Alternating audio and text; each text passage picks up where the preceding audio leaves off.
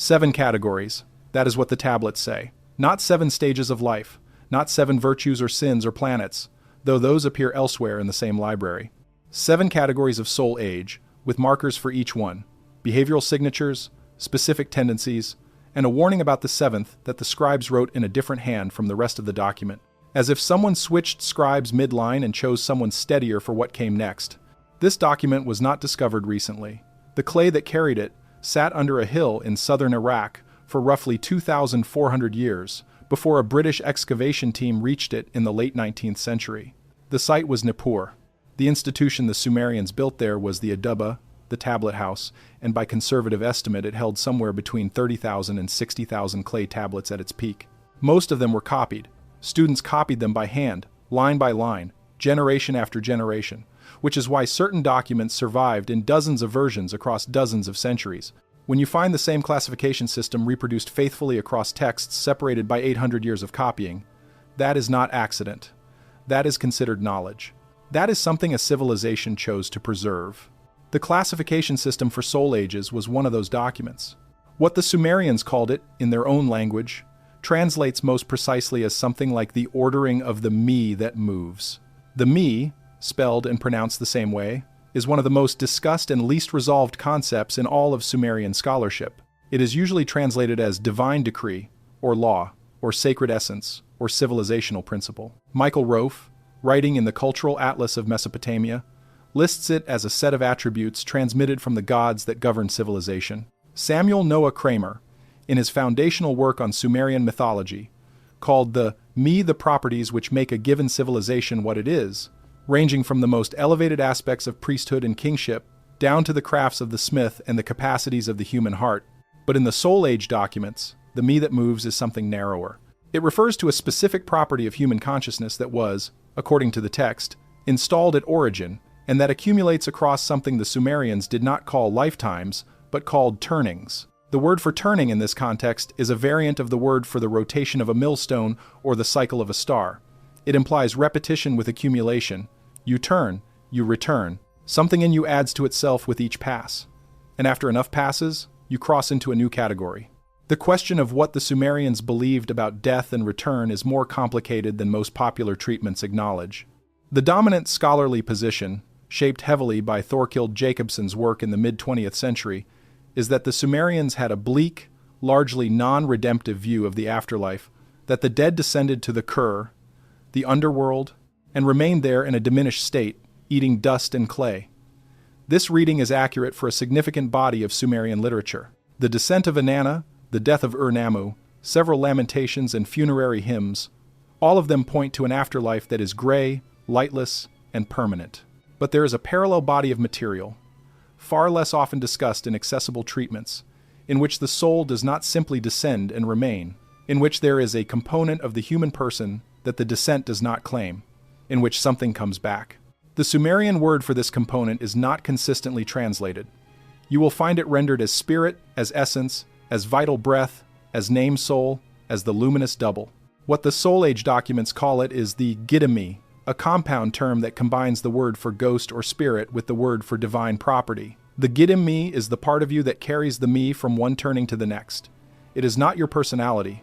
It is not your memory in the ordinary sense. It is something that the texts describe as the accumulated weight of your asking, meaning the weight of the questions you have carried across turnings, the quality of attention you have brought to your own existence across however many passes the millstone is completed, and the Soul Ages describe what that accumulated weight looks like at 7 distinct thresholds. Quick pause, and this is something new. For the first time since the 12 codes, there is a second document. It is called the 7 resets, every time the world was erased, matched against the Soul Age records, and the checklist of signs for the 8th, 4 are already active. Linked below, QR code on screen. That is all. Back to the video.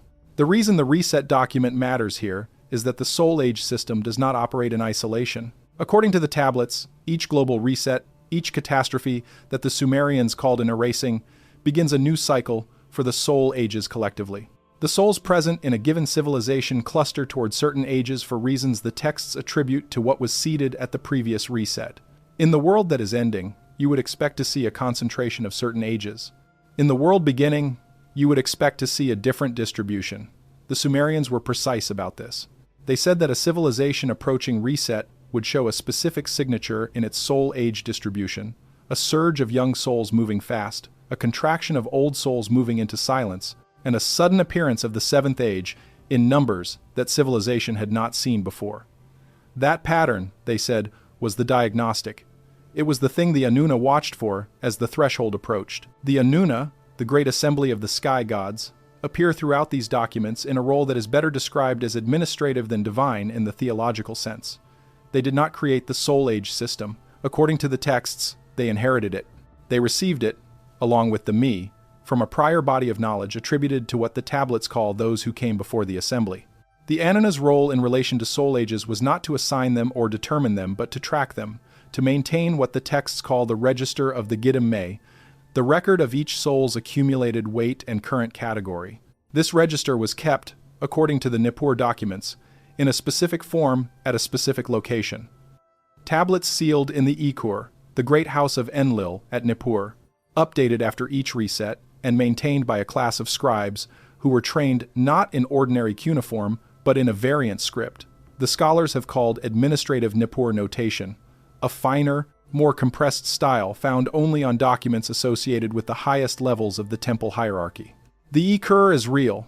It has been excavated. The University of Pennsylvania's expeditions to Nippur between 1889 and 1900 retrieved tens of thousands of tablets from what had been the temple complex, and the scholarly analysis of those tablets, an analysis that continues to the present day at the Nippur tablet collection housed in the Penn Museum and in Istanbul, has confirmed that the Ikur housed a category of administrative documents that are different in kind from the literary, religious, and legal documents that make up the bulk of the corpus. Some of those administrative documents have not been fully translated or published. Some remain restricted to specialist access. This is a matter of record in the academic literature, acknowledged in the prefaces of several major Sumerian scholarship volumes, including Oka Schoberg's cataloging work on the Nippur collection in the 1970s. What the Soul Age classification tablets tell us about those administrative records is this. The register of the Giddim Me was maintained in precisely that class of document. If it survived the destruction of Nippur and the subsequent centuries of burial, it is in that collection. If it has been found, it has not been published. If it has not been found, the tablets describe enough of its contents that the classification system can be reconstructed from the teaching documents, the documents written for the Adubba students to copy, which contained the system in enough detail to pass it forward from generation to generation. Those teaching documents are what this video is built on. The system has 7 ages. Each age has a primary marker, a behavioral signature that is consistent and recognizable. Each age has secondary markers, tendencies, patterns, characteristic ways of moving through a life. Each age has what the texts call a trap, a specific failure mode that souls at that age are susceptible to. And each age has what the texts call a sign of readiness, the indication that a soul is approaching the threshold to the next age, or in the case of the 7th age, is approaching something the texts do not name directly but describe, with a phrase that translates most literally as the return to the house before the house. The classification is not a hierarchy in the moral sense. The Sumerians were explicit about this, and it is one of the features that distinguishes this system from later Western esoteric frameworks that borrowed fragments of it and rearranged them into something more judgmental. An older soul is not a better soul. An older soul is a soul that has carried more weight, completed more turnings, accumulated more of the specific kind of attention that the system is tracking. Whether that makes the soul more valuable to a civilization or more useful to the Anuna's purposes is a different question, and the texts answer it differently in different sections. In the Ikur administrative framing, older souls are assigned specific roles. They cluster near certain functions in society. They tend toward certain occupations and certain kinds of relationships, but the framing is functional, not moral. The Adubba teaching documents are more neutral still. They read like a field guide. Here is what you will observe. Here is why. Here is what to expect next. The 7 ages, in order, are these. The first is called in Sumerian something that translates roughly as the newly placed or the just arrived. Scholars working on the relevant tablets have rendered this variously as the fresh Giddim, the unseasoned soul, or in one translation that has not been widely cited but that captures the original more closely, the soul that has not yet tasted the bitterness. The texts describe this soul as genuinely new, in the sense that it is not metaphorically inexperienced, but literally early in its accumulation. It has completed few turnings. The weight it carries is light. The things that trouble older souls, the sense of duration, the ache of accumulated memory that the texts associate with the higher ages, are absent or minimal. In exchange, this soul lacks what the texts call the inner echo. The capacity for certain kinds of self-reflection, the recognition of pattern across time, these are acquired through turnings, and this soul has not yet acquired them. The second age is called the soul in motion, or sometimes the testing soul. It has completed enough turnings to have acquired momentum, but not enough to have developed what the texts call the capacity for rest. It is characterized above all by movement, physical, social, cognitive.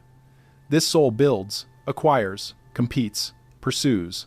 It experiences the world primarily as a set of things to be obtained or achieved. Its primary trap is what the texts call the confusion of speed with progress, the mistake of assuming that because it is moving fast, it is moving towards something important. The third age is the soul beginning to question. This is where the system gets interesting, because the third age is described as the pivot. The soul has acquired enough accumulated weight that the questions are beginning to surface. Not philosophical questions in the abstract, but personal questions about the nature of the life it is living, the purpose of what it is pursuing, the gap between what it has and what it expected having those things to feel like. The third age is the most unstable age in the classification.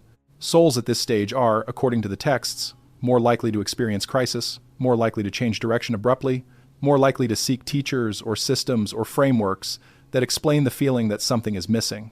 The fourth age is described as the soul in the first form of rest. Not stillness, the fourth age is not passive, but something has stabilized. The questions that destabilize the third age have not been answered in any final sense, but the soul has learned to carry them without being destroyed by them. The fourth age is characterized by a quality the texts call the capacity to sit with what is not resolved. Relationships deepen at this stage in ways they did not at earlier stages. The soul begins to experience what the texts call the warmth of the other, a genuine interest in other people not as means to ends but as sources of meaning in themselves. The fifth age is what most popular treatments of soul development frameworks call the old soul, though in the Sumerian classification this is not the end but the second to last of the middle stages. The fifth age is characterized by a quality the texts describe as the beginning of the long memory. The soul at this stage begins to have access to something that feels like recollection of things it has not experienced in this life. Feelings of recognition, a sense of having known things before they were learned, and ease with certain kinds of knowledge that is disproportionate to the education received in the current turning. The fifth age soul is also the age most likely to be recognized by others as unusual in some way, not necessarily more skilled or more successful, but different in kind, carrying something others can sense without naming. The sixth age is the soul the Sumerians called the Ancient One, and the description of this age in the teaching documents is the longest of any of the seven. This soul has accumulated enough weight that it has begun to disengage from certain aspects of civilizational life that consumed it at earlier stages. It is not withdrawn. The texts are careful to distinguish between the sixth age's particular kind of presence and the pathological withdrawal they describe as a failure mode at the fifth age. The sixth age is present and engaged, but its engagement operates at a different register. It is less interested in the outcomes of specific situations and more interested in the patterns those situations reveal. It tends to see the structure beneath the event. It tends to be disturbingly accurate about what will happen next, not because it is psychic in any mystical sense, but because it has, across enough turnings, simply seen enough variants of the same shapes to recognize them. The seventh age is where the texts change register. Everything up to the seventh age is described in the Aduba teaching documents in a tone that is observational, systematic, almost clinical. The descriptions are detailed and practical. And then the seventh age arrives and the tone shifts. The scribes use different language. The sentences become shorter. The specificity retreats.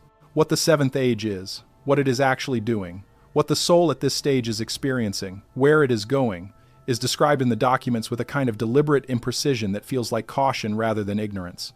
As if the scribes knew exactly what they were describing and chose, for reasons not stated, not to describe it directly.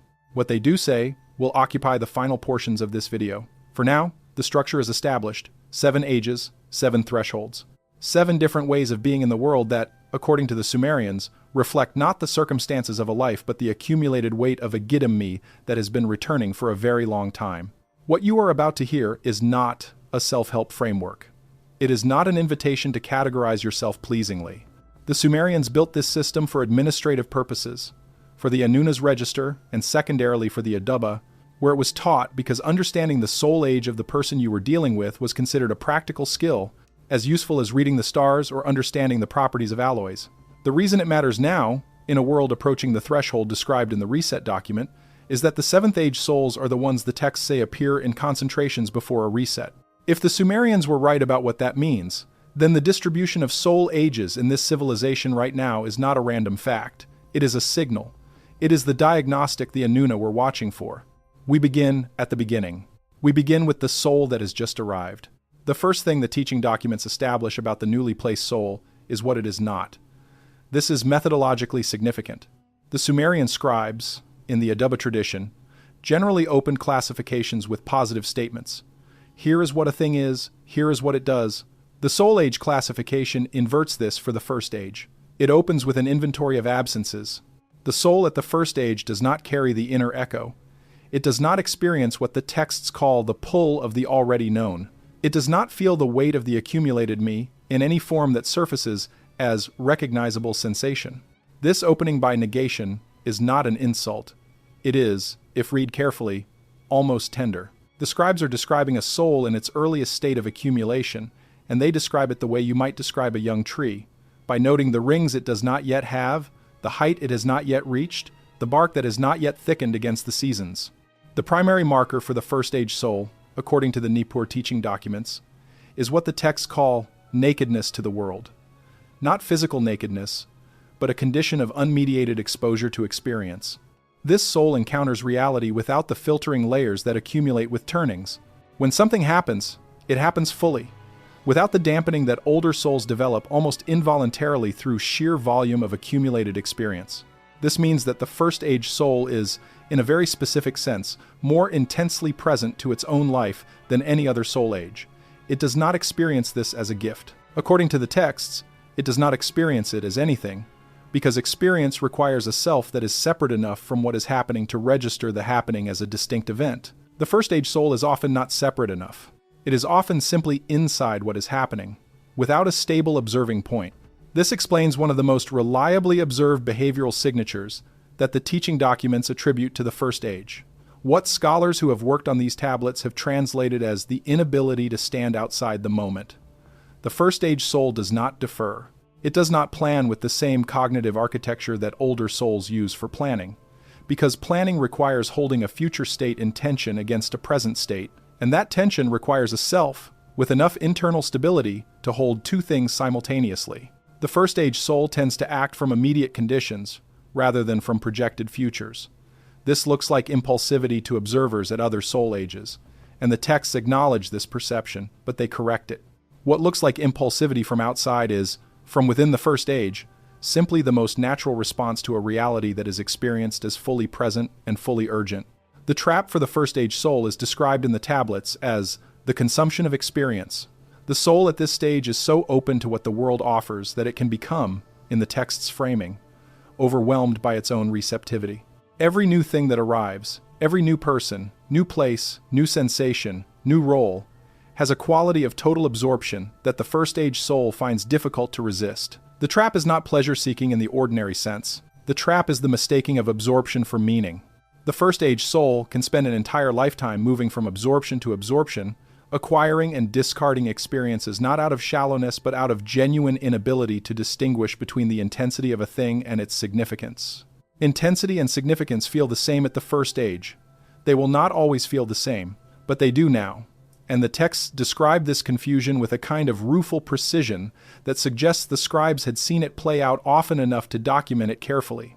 The secondary markers attributed to the first age are numerous. The teaching documents list them across several tablets, with a thoroughness that implies these markers were considered practically useful, that a student at the Adaba, learning to work with a first-age soul in any professional or personal capacity, would need to recognize these signals. Among the most consistently described, a particular quality of social learning that proceeds by direct imitation rather than by abstraction.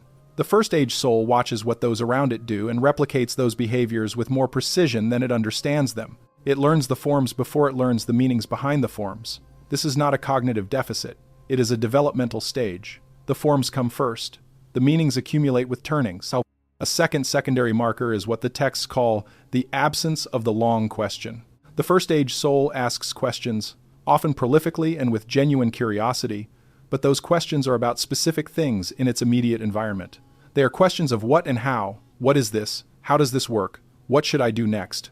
They are rarely questions of why in the deepest sense, not because the soul is incurious, but because the why question requires a kind of internal distance that has not yet developed.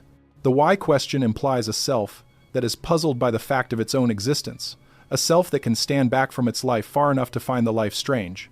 That standing back is a capacity that develops in the Sumerian framework at the third age. At the first age, life is not strange. Life is simply present and intense and full.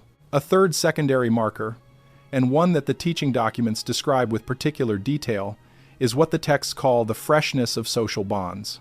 The first-age soul forms attachments with a speed and completeness that older souls often find startling. It does not maintain the interpersonal caution that accumulated experience tends to generate.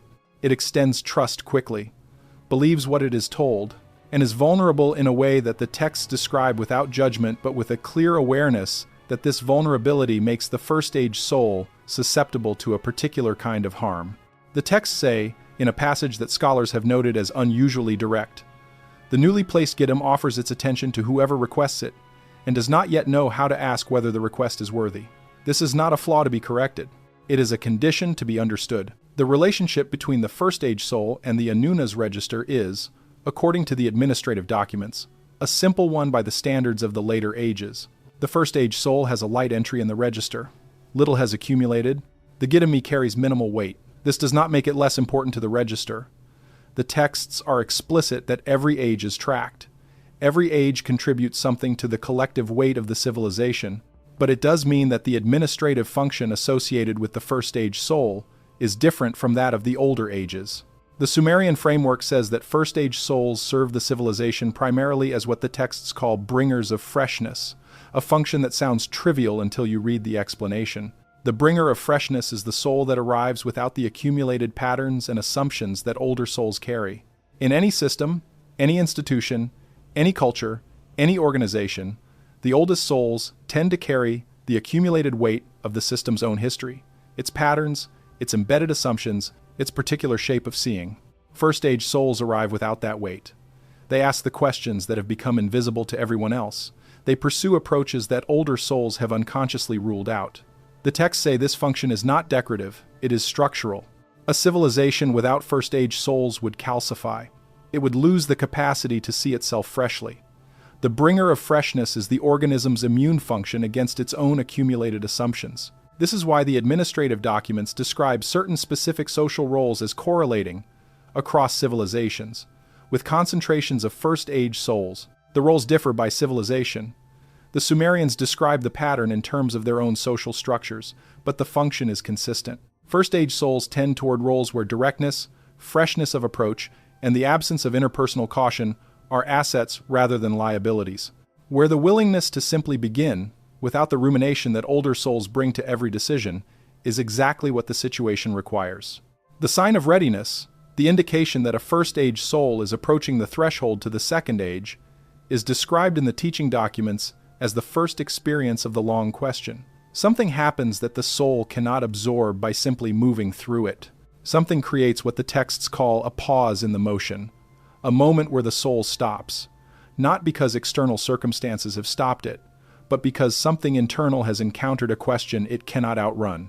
This question is usually about meaning rather than mechanism. It usually arrives not as a sudden revelation, but as a quietly growing discomfort with the gap between the intensity of experience and some dimly felt sense that intensity is not, in itself, enough. The soul does not know what would be enough. It does not have the language yet for what it is sensing. But the question has arrived, and with the question's arrival, the first age has done what it was supposed to do. It has generated the weight of enough experience that the next threshold becomes possible. The first age does not end quickly. The text suggests that the number of turnings required to move from the first age to the second varies considerably across souls. There is no fixed number, no specific quantity of experience that uniformly triggers the threshold. What triggers it is qualitative. Not how much experience has accumulated, but whether the accumulated experience has generated the specific quality of question that marks readiness. Some souls move through the first age in what the texts describe as a relatively short number of turnings. Others remain at the first age across many returns, continuing to experience the world with that particular freshness, continuing to serve the bringer of freshness function in each civilization they inhabit until the question finally surfaces in a way that cannot be set aside. The texts do not suggest this is failure. There is no failure in the Sumerian soul age system in the moral sense. There is only the specific weight of the Gidam me at a given moment, and the question of whether that weight has reached what the next threshold requires. What happens after the question surfaces, what the second age is, what it means to enter the soul in motion, is where the system begins to describe something that will be recognizable to most of the people watching this video with a clarity that may be uncomfortable. The second age is where most of the modern world currently operates. Not most individuals. Most civilizations, at a certain phase of their development, produce a plurality of second-age souls because the second age is what a civilization in expansion looks like from the inside of the souls doing the expanding. This is not judgment. It is the Sumerian classification of what a particular kind of accumulated weight produces in the humans who carry it. And before we reach it, you need to understand something the texts say about the transition from the first age to the second that most frameworks built on fragments of this system have gotten exactly wrong. The transition is not gradual. The teaching documents are precise about this. The soul does not slide from the first age to the second across a long, gentle slope. The transition is described as an inversion, a moment in which the particular quality of the first age, the openness and the nakedness and the absorption in immediate experience, does not diminish incrementally but rather reverses.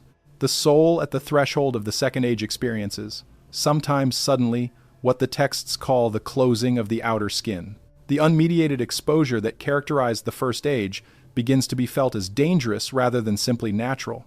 The soul begins to want protection, social protection, material protection, the protection of defined territory and clear belonging. And it begins to actively build those protections in ways that the first age soul never thought to do, because the first age soul never felt the need. This closing is what drives the second age soul's most recognizable feature, the pursuit of structure. Not because structure is philosophically satisfying, but because structure is experienced, after the openness of the first age, as the most fundamental form of safety. The texts say something remarkable about this transition. They say that the memory of the first age, the memory of that particular nakedness, that particular absorption in immediate experience, does not disappear at the threshold. It goes somewhere else. It goes, in the Sumerian framing, into the deepest layer of the Gidam me's accumulated weight, where it continues to influence the soul at the second age in ways the soul itself does not consciously track. The second age soul feels a pull towards certain kinds of experience, a nostalgia, though it would not name it that, for a quality of presence that it can no longer access in the same way. This pull is often expressed as a longing for simplicity, for directness, for connection without negotiation. The second age soul does not know that what it is longing for is the condition of the age it came from. It knows only that something it cannot name is missing, and it tends to seek that missing thing in external conditions, the right place, the right people, the right achievement, the right possession. This seeking is the engine of the second age.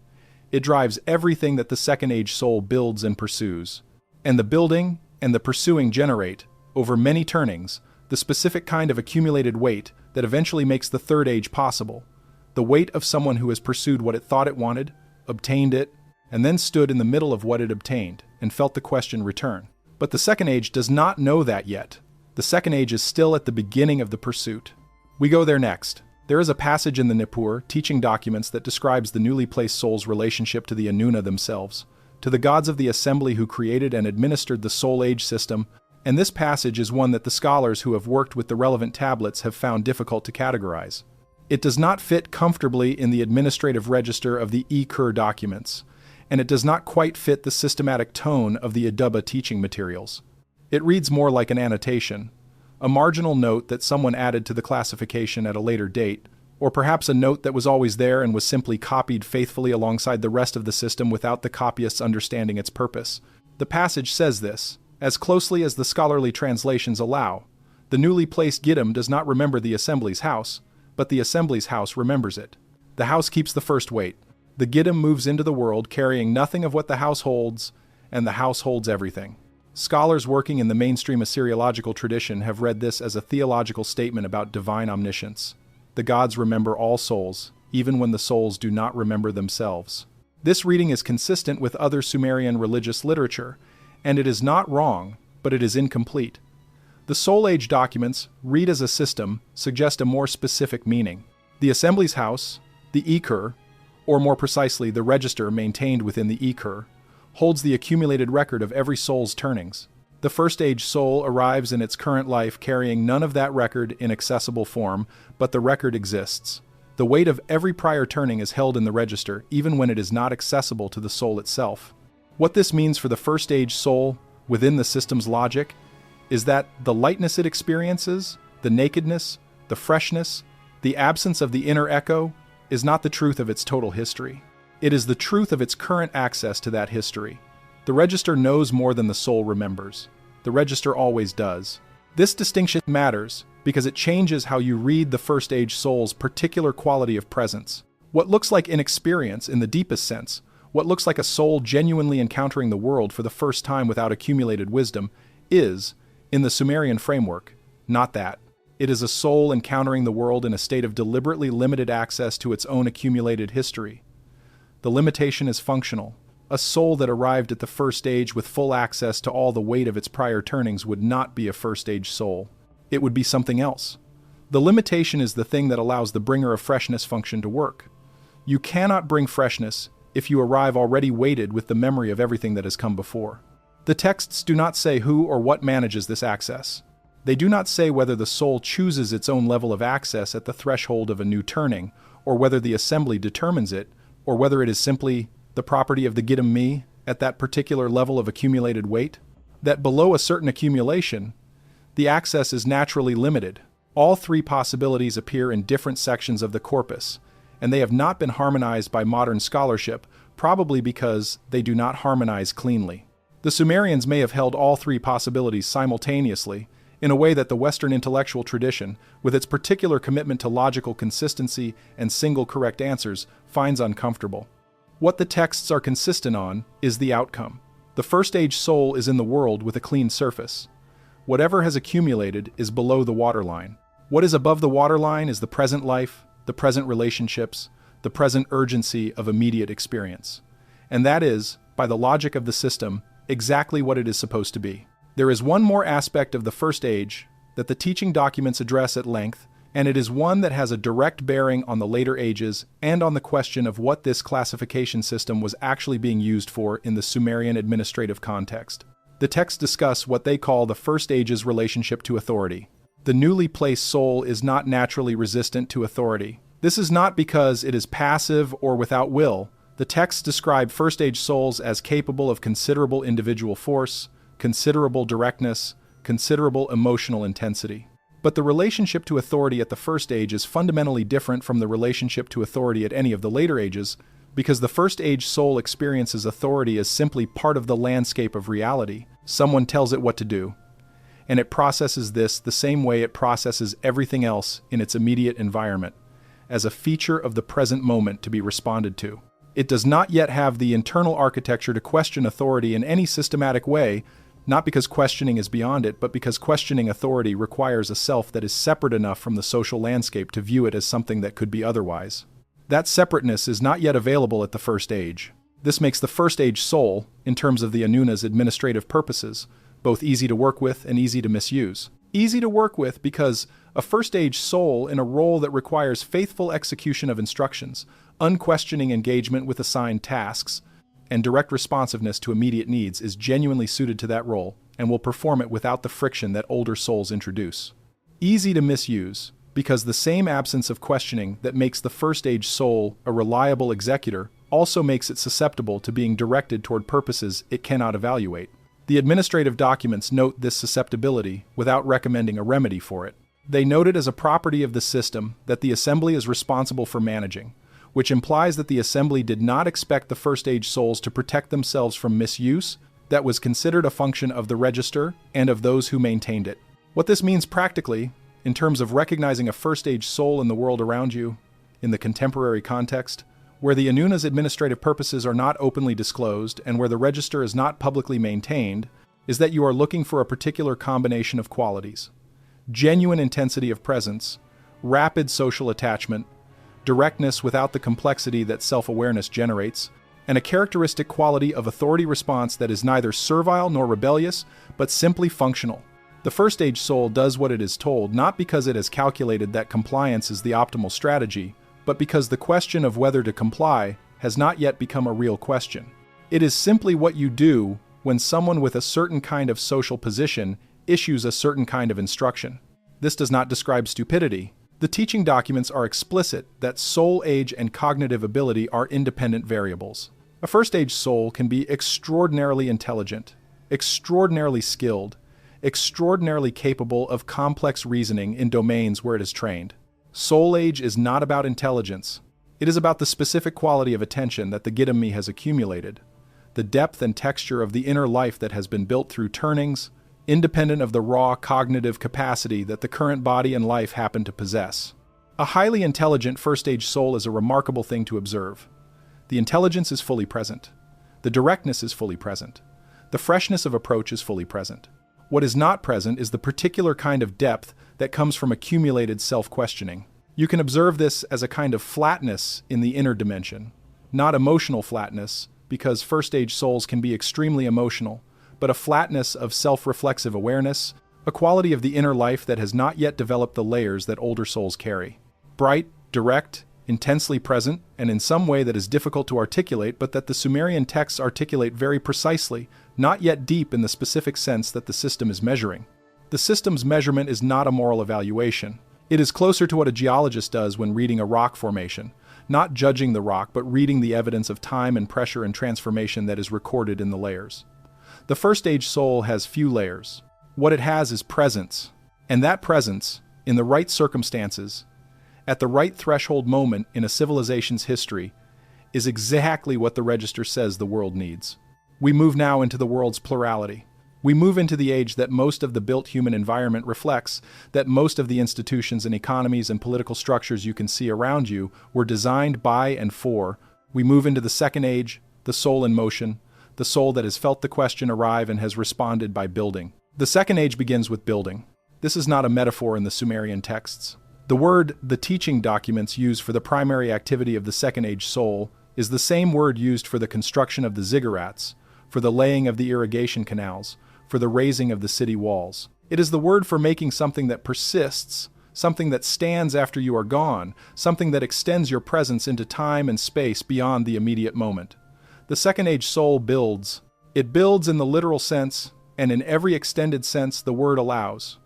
It builds systems, institutions, reputations, wealth, families, empires, monuments. The particular form the building takes varies by individual and by civilization, but the impulse and the texts are precise in calling it an impulse, something that arises from below the level of deliberate decision, is consistent across all second-age souls in every civilization the Anuna maintained their register for.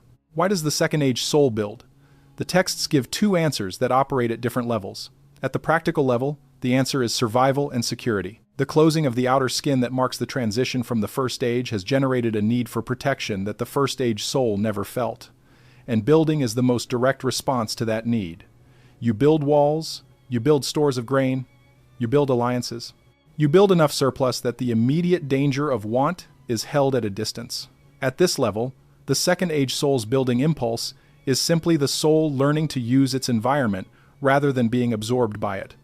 The first-age soul was inside the experience. The second-age soul has stepped back far enough to see the experience as something it can act on, shape, and control. At the deeper level, the texts give a different answer. The building impulse of the second age is driven by what the Sumerians call the fear of the return to nothing, a fear that the Giddim may, having now accumulated enough weight to be aware of itself as a persisting thing, has also become aware that it could cease. The first-age soul did not experience this fear because the first-age soul did not have enough self-awareness to understand loss in that sense. The second-age soul has crossed a threshold of self-awareness that makes it aware of its own existence as something that could end. And the building is, at its root, the soul's attempt to make itself permanent through what it creates. What I build will outlast me. What I build will testify to my presence after the direct evidence of that presence is gone. This is what drives the Second Age soul at its most fundamental level, underneath all the ambition and the strategy and the competition and the acquisition. The teaching documents do not describe this drive with contempt. They describe it with the same careful, observational tone they use throughout the classification. But they do note that the fear of the return to nothing is what it is, a fear. And like all fears, it shapes behavior in ways that go beyond what the soul itself consciously intends. The building becomes compulsive at certain points. The acquisition exceeds what security actually requires. The competition continues past the point where the competitive advantage serves any practical function. The Second Age soul, the texts say, often cannot stop building, even when it has more than it needs, because it is not building toward a sufficient quantity. It is building against a fear that no quantity can address. This is the trap for the Second Age soul, named clearly in the classification, the confusion of accumulation with safety. Not the accumulation itself. Accumulation is functional, productive, civilization building in the most literal sense. The trap is the confusion, the equation of having more with being more secure, when the actual source of the insecurity is not material and no material accumulation can resolve it. The soul at the Second Age does not know this yet. It will learn it. That learning is part of what generates the transition to the Third Age. But the learning requires experiencing the failure of accumulation to deliver the safety it promised, and that experience requires, in most cases, a certain quantity of successful accumulation first. You have to have enough to discover that enough is not enough. The secondary markers for the Second Age are the most numerous in the entire classification, which the texts attribute to the fact that the Second Age is the age that most visibly shapes civilizations at their expansive phases, and therefore the age for which practical recognition skills were most urgently needed by the Aduba students. Among the most consistently described, a characteristic relationship to competition. The Second Age soul experiences competition not as one mode among many for navigating social life, but as the natural and expected structure of all significant human interaction. Competition is not, for the Second Age soul, a feature of certain specific contexts. It is the water the soul swims in. This means that the Second Age soul is often extraordinarily effective in competitive environments. It understands the rules of competition intuitively, it reads competitive situations with clarity, and it brings to competitive encounters a level of focus and commitment that souls at other ages often cannot match. What it struggles with are the environments where competition is not the appropriate frame, where cooperation would produce better outcomes for everyone, where the pursuit of individual advantage actively undermines the collective goal. The Second Age soul tends to import the competitive frame into those environments anyway, not because it is malicious, but because the frame is so natural that it does not register as a choice. A second secondary marker, the relationship to identity through achievement.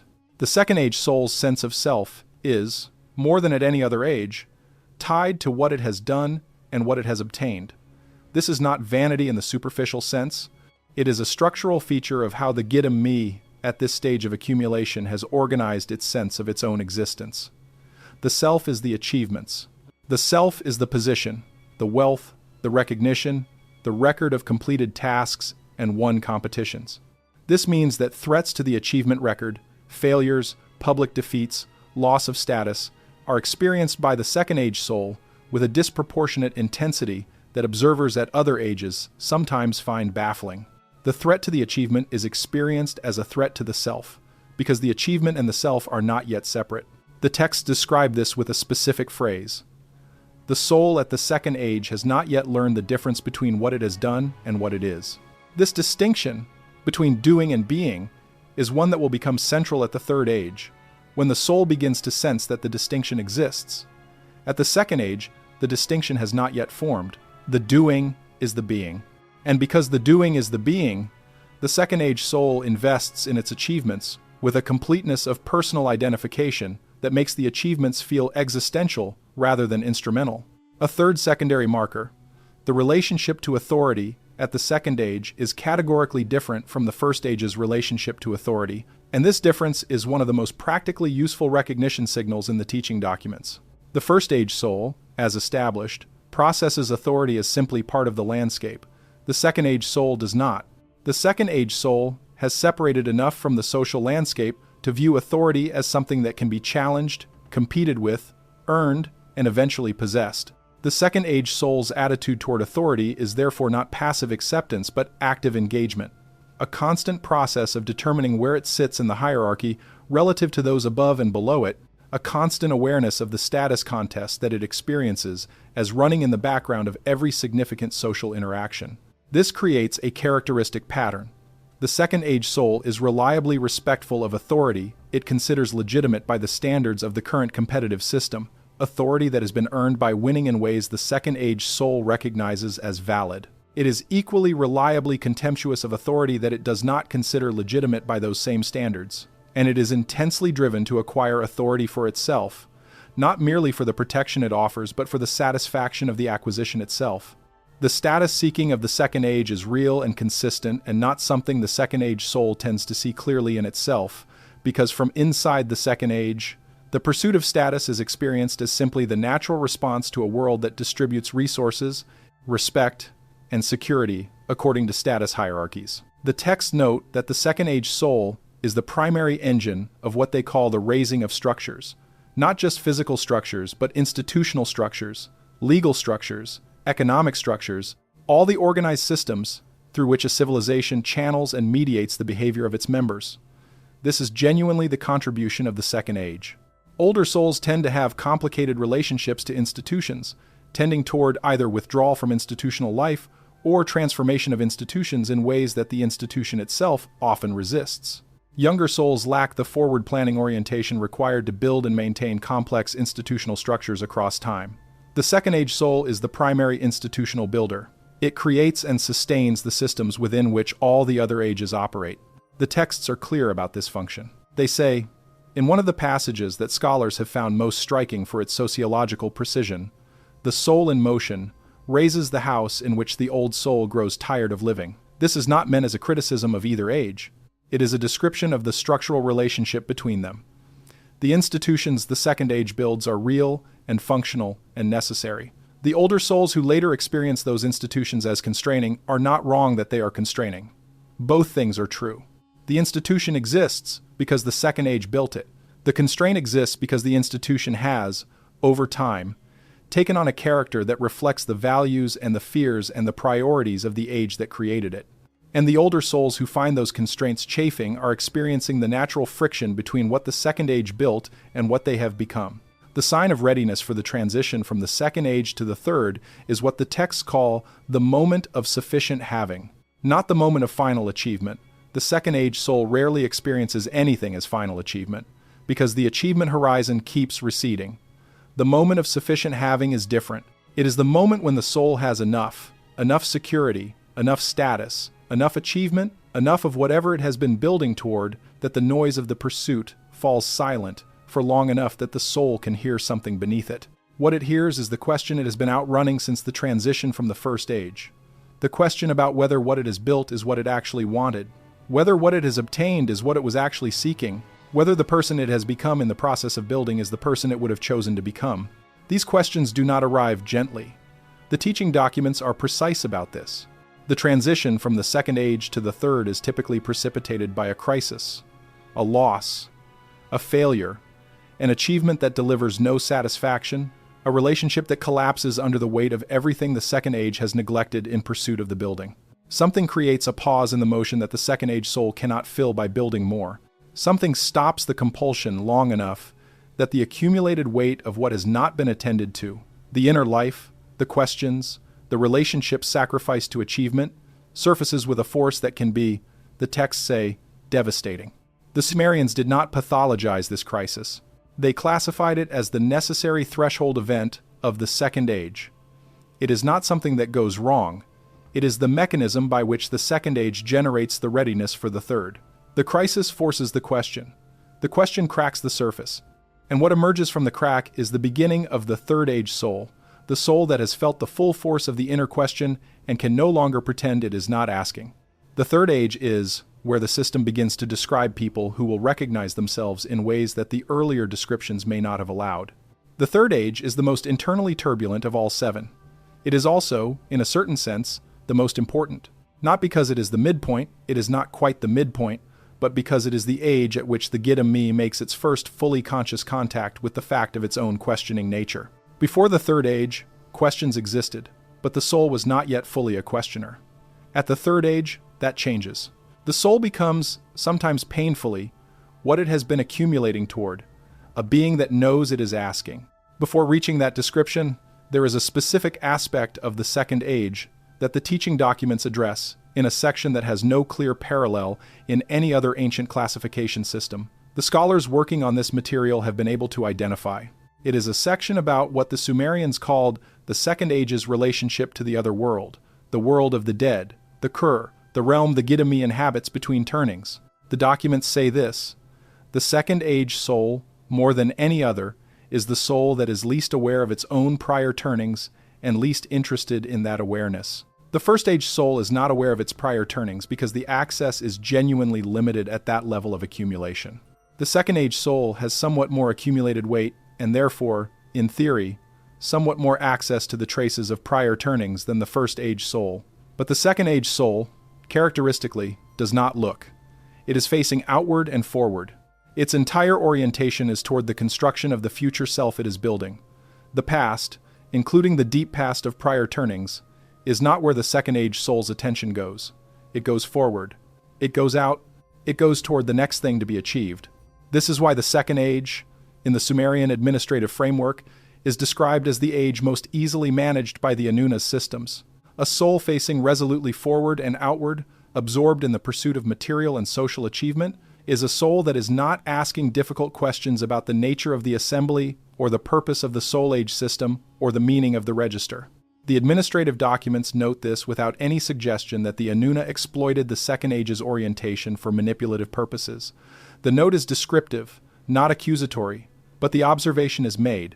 The Second Age soul is maximally engaged with the civilizational project and minimally engaged with any kind of reflection on the deeper structure of that project. This makes the civilization run efficiently. It makes the buildings get built, the canals get dug, the institutions get established. And it keeps a substantial portion of the soul population oriented toward the tasks the Anuna's civilizational project requires, rather than toward the questions the project cannot answer. The texts do not call this exploitation, but they do call it convenient. There is a passage, attributed in the marginal notation of one of the Nippur copies, to a scribe whose name has been partially lost. The tablets preserve the first element, which reads something like Enki Nasir, or Enki Nasiru, that is more direct than most of the teaching documents' passages about the relationship between the Anuna and the Second Age. This scribe writes, in what reads like an addendum to the standard classification, the soul in motion serves the assembly without serving the assembly, builds what the assembly requires without understanding that it builds for the assembly, and is the most valuable element in the maintenance of a civilization that does not know what it is part of. Scholars who have worked with the Nippur administrative corpus have found this passage difficult to place. It does not sound like standard temple education material. It sounds like internal administrative commentary, the kind of observation that would circulate among those who maintain the register and manage the Soul Age classification system at the administrative level, not the kind of observation that would be included in teaching documents for Adubba students. The fact that it appears in a teaching document, or in a document that was copied alongside teaching documents, suggests either that its original context was lost and it ended up in the wrong collection, or that there was a moment when someone in the temple hierarchy decided that the Adubba students should know this, that the people being trained to work with soul age recognition in practical contexts should understand not just the classification, but the function the Second Age soul serves in the larger system. That decision, if it was a decision, would have been significant. It would mean acknowledging to the student scribes that the civilization they were learning to serve was operating on terms that most of the people within it did not understand. That the Second Age souls building the buildings and running the institutions were doing so in service of an agenda they were, by their nature, unlikely to interrogate. That the classification system was not simply a neutral, descriptive tool but was embedded in an administrative project that required the Second Age's industrious unawareness as one of its operating conditions. This is the reading that the Soul Age documents suggest when you read them as a system rather than as individual items. Whether the Sumerians intended that reading, or whether it is an artifact of the modern perspective bringing certain questions to these texts that the texts were not designed to answer, is a question that honest scholarship cannot resolve. What can be said is that the system coheres. The Seven Ages, the register, the Anuna's administrative function, the note about the Second Age's convenient orientation, These pieces fit together in a way that produces a picture that is more coherent than the pieces individually. The Second Age soul's contribution to that picture is this: it builds what is built. Without the Second Age, the material substrate of civilization does not exist. Without the irrigation canals and the grain stores and the city walls and the institutional structures, the older ages have nothing to move through, nothing to rub against, nothing to push back from. The Third Age soul's questioning is possible because the Second Age soul built a world stable enough to question. The Fourth Age soul's deepening relationships are conducted within social structures the Second Age built. The older ages stand on the foundation the Second Age laid, and the fact that they often experience that foundation as constraining is the natural consequence of having been built by a soul that was not building it for the older ages. The Second Age built it for itself, for its own sense of security and achievement and permanence. That the resulting structure serves the whole civilizational project anyway is not a contradiction. It is the logic of the system. Each age contributes what it is positioned to contribute, and the contributions fit together. The Second Age soul, in the current world, is recognizable in precisely the ways the teaching documents describe: the drive toward achievement and acquisition, the competitive frame applied universally, the identity built from doing rather than being, the particular relationship to authority, respect for earned status, contempt for unearned status, constant awareness of the social hierarchy and one's own position within it, the building that exceeds what security requires, driven by a fear that the building cannot address, and, in the souls approaching the threshold of the Third Age, a quality of restlessness that the Second Age soul itself often cannot explain. A sense that the next achievement, when it comes, will feel different from the ones before. That this time it will finally deliver what all the previous ones promised and did not quite provide. This sense is the first whisper of the question that will eventually stop the motion and force the pivot. The Second Age does not know it is listening for that whisper, but it is. The register knows, even when the soul does not, what is accumulating. We reach the Third Age. We reach the soul beginning to question, and with it, we reach the part of this classification that will, for many people watching this, feel like something they have been looking for a description of for a very long time. The Third Age is called, in the Nippur teaching documents, the soul at the fracture. Not the soul that is fractured, the soul at the fracture. The distinction is important. The Sumerian scribes are describing not a damaged state but a location, a position at the precise point where two different ways of being in the world meet and cannot both be maintained. What is cracking is not the soul itself. What is cracking is the structure the soul built at the Second Age, the entire framework of identity through achievement, the equation of having with being, the assumption that the right quantity of the right things will produce the quality of inner life that has been missing since the transition from the First Age. That structure cracks, and the soul stands at the fracture, feeling both the cold draft that comes through the crack and the growing, undeniable conviction that something true is on the other side of it. The primary marker for the Third Age is what the texts call the arising of the inner question, and the specific quality of this question is what distinguishes the Third Age from all others. The question is not a philosophical puzzle the soul is examining. It is not a religious inquiry the soul is conducting. It is more immediate than either of those. It is the felt sense of a gap, a space between what the soul is and what the soul suspects it is capable of being, between the life it has built and the life that would match some interior standard it has not yet articulated. The gap is specific and personal. It is not the abstract question of meaning that shows up in freshman philosophy courses.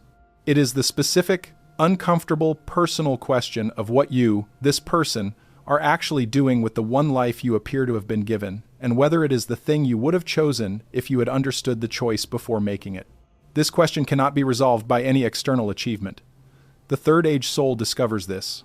It may not believe it initially. The Second Age's solution set is still available, and the soul in early Third Age will often attempt Second Age solutions to what is, now, a Third Age problem. More building, more acquisition, different achievements, better relationships, meaning higher status relationships or more admired relationships, rather than deeper ones. The attempt to find the external version of the internal answer. The texts say this is normal and expected, and they describe it with the patience of a classification system that has observed this particular loop play out across thousands of souls across many civilizations. The soul tries what worked before. It does not work. The gap does not close. The question does not go away. And the soul begins to understand, slowly or suddenly, depending on its individual temperament and the specific circumstances of the current turning, that this problem requires a different category of solution. The different category of solution is, in the Sumerian framework, the turn inward. The turn toward the inner life as the primary domain of inquiry. This does not mean withdrawal from the outer world. The texts are emphatic that the third age soul is not a soul in retreat. It means that the outer world is no longer the primary source of the answers the soul is seeking. The primary source has shifted. The question is internal, and the investigation must be internal. And the third age soul begins, sometimes clumsily and sometimes with surprising directness, to investigate its own inner life for the first time with the seriousness it previously reserved for external achievement. This investigation produces the secondary markers of the third age, and there are many of them, and they are more varied than the markers of the first two ages, because the third age is, as the texts say, the most individually diverse of the seven. The third age soul can look like many different things from outside, depending on which resources it has access to, which culture it inhabits, which traditions and frameworks and teachers it encounters as it begins the inner investigation. What it is investigating is consistent. What it uses to investigate varies enormously. Among the most consistently described secondary markers, the discovery of teachers. The third age soul develops, often suddenly and with considerable intensity, an appetite for guidance. For teachers, mentors, systems of knowledge, spiritual traditions, therapeutic frameworks, philosophical schools. Any structured approach to the inner life that might offer a vocabulary for what the soul is experiencing and a methodology for investigating it. This appetite can be voracious and indiscriminate in the early stages, which is part of why the third age is described as unstable. The soul may move through several teachers and several frameworks in rapid succession, extracting what it can from each and moving on when the framework fails to deliver the complete answer it is seeking. The texts note that no framework at this stage delivers the complete answer, because the third age is not yet equipped to receive the complete answer even if it were available. The investigation must occur first. The complete answer comes later, or rather the soul reaches a state later in its development where it has a different relationship to the question of completeness. But at the third age, the soul does not know this. It believes there is a complete answer available, somewhere, in the right teacher or the right system, and it pursues that answer with the same intensity it previously brought to external achievement. A second secondary marker, the beginning of real relationship, not the functional alliances and competitive partnerships and status-based connections of the second age, though those remain available to the third age soul and it still engages with them. But for the first time, the third age soul begins to form relationships that have a different quality, relationships where the soul is genuinely curious about the other person's inner life, where it brings to the relationship not just what it needs from the relationship, but something like authentic interest in what the other person is experiencing. The teaching documents describe this as the first appearance of what they call the warmth of recognition, the experience of meeting someone and sensing something familiar about them at a level that is not about shared circumstance or shared status, but about something underneath those. The third age soul begins to recognize other third age souls, and this recognition is experienced as profound in a way that earlier social connections were not. The third age is also the age at which the teaching documents say the soul first becomes aware of what the Sumerian texts call the long line, a sense, not always conscious, of continuity that extends beyond the current life. This does not arrive as a clear memory of specific prior turnings. At the third age, the access to prior turnings is still limited. But something begins to surface, a sense of having been somewhere before, of knowing something without having learned it, of having an orientation towards certain kinds of experience that does not match the current life's history. The third age soul often interprets this as an unusual facility for learning in certain areas, or as a sense of déjà vu that is more persistent and more specific than the ordinary experience of that phenomenon, or as a quality of emotional response to certain ideas or places or types of people that is more intense than the circumstances seem to warrant. The texts identify this beginning awareness of the long line as one of the most important developments in the Gidimme's entire arc of accumulation, because it is the first moment when the soul starts to understand itself as something more than the single life it is currently living. Once that understanding begins, even if it is dim, even if it is not consciously formulated, even if the soul would reject the framing if it were stated explicitly, the soul can never fully return to the second age's orientation. The horizon has widened. The Gidimme has glimpsed the edge of its own depth. And that glimpse changes the quality of everything the soul does afterward, even if the soul cannot explain why it has changed. The trap for the third age is described in the teaching documents as the paralysis of the question. The third age soul can become so absorbed in the inner investigation, so fascinated by the experience of asking, that it stops moving. The first age cannot stop. The second age stops only when forced. The third age is the first age that can genuinely stop in a way that is self-perpetuating, that gets stuck in the loop of asking without arriving at anything the asking produces. The text describes this trap with precision. The soul mistakes the question for an answer. It mistakes the activity of investigating for the outcome the investigation is meant to produce. It becomes comfortable with the state of seeking in a way that is, paradoxically, a way of not arriving. Because arriving at any genuine development of the inner life requires moving through certain kinds of discomfort, the discomfort of releasing positions you have held, of recognizing that what you thought you understood was incomplete, of accepting that the investigation has produced something that requires you to change, and the soul that is comfortable in the seeking can indefinitely defer that discomfort by simply continuing to seek.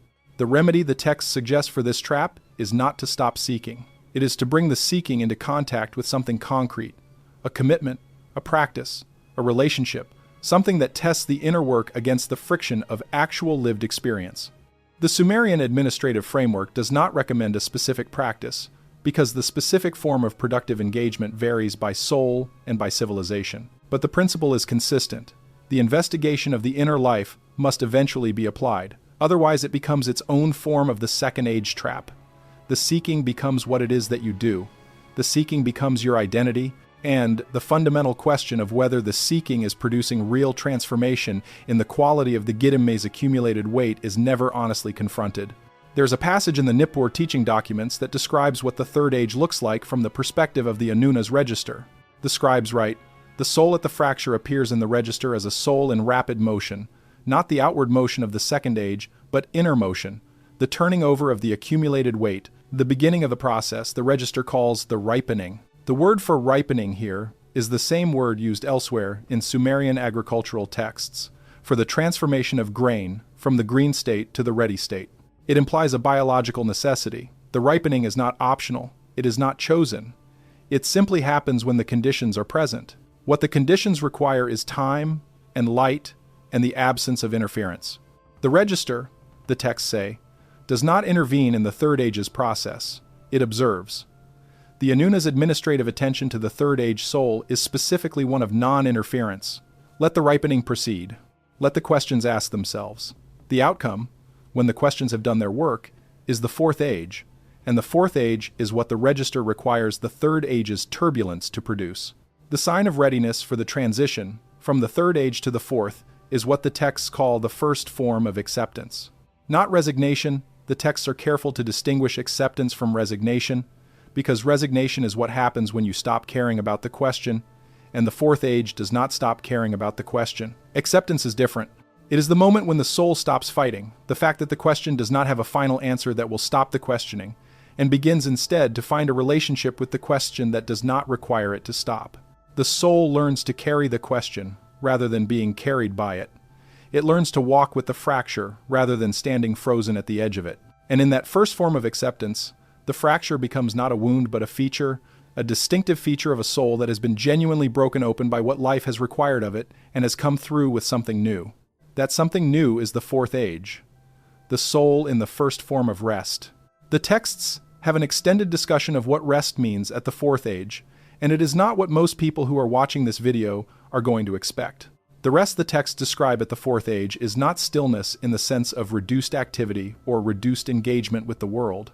The fourth age soul can be extraordinarily active, professionally, socially, creatively.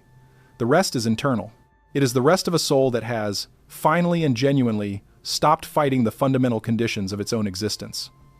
The third age spent enormous energy in that fight. The third age fought the fact that the external world could not satisfy the internal question. It fought the gap between what it had built and what it wanted to be. It fought the sense of duration that the accumulation of prior turnings was beginning to generate, that quality of feeling older than the current life accounts for. The fourth age has stopped fighting these things, not because it has given up, because the fighting itself has been recognized as the problem rather than the solution, and the fourth age soul has found something other than fighting to do with that energy. What it does with it is deepen. The deepening is the core quality of the fourth age. and the teaching documents describe it with more warmth than they use anywhere else in the classification. The fourth age soul deepens its relationships in ways that the earlier ages were not capable of. It deepens its attention to whatever it has committed to, its work, its creative practices, its study, its family. It deepens its understanding of itself, not through the feverish investigation of the third age, but through the quieter accumulation of observation over time. The fourth age soul watches itself. It is the first age that has enough internal stability and enough separation from its own reactions to actually observe them while they are happening, rather than simply being inside them.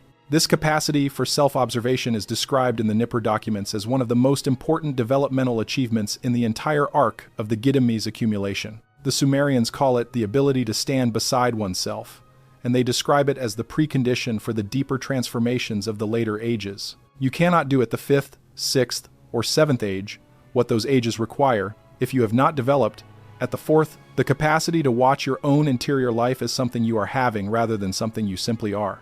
The fourth age builds that capacity.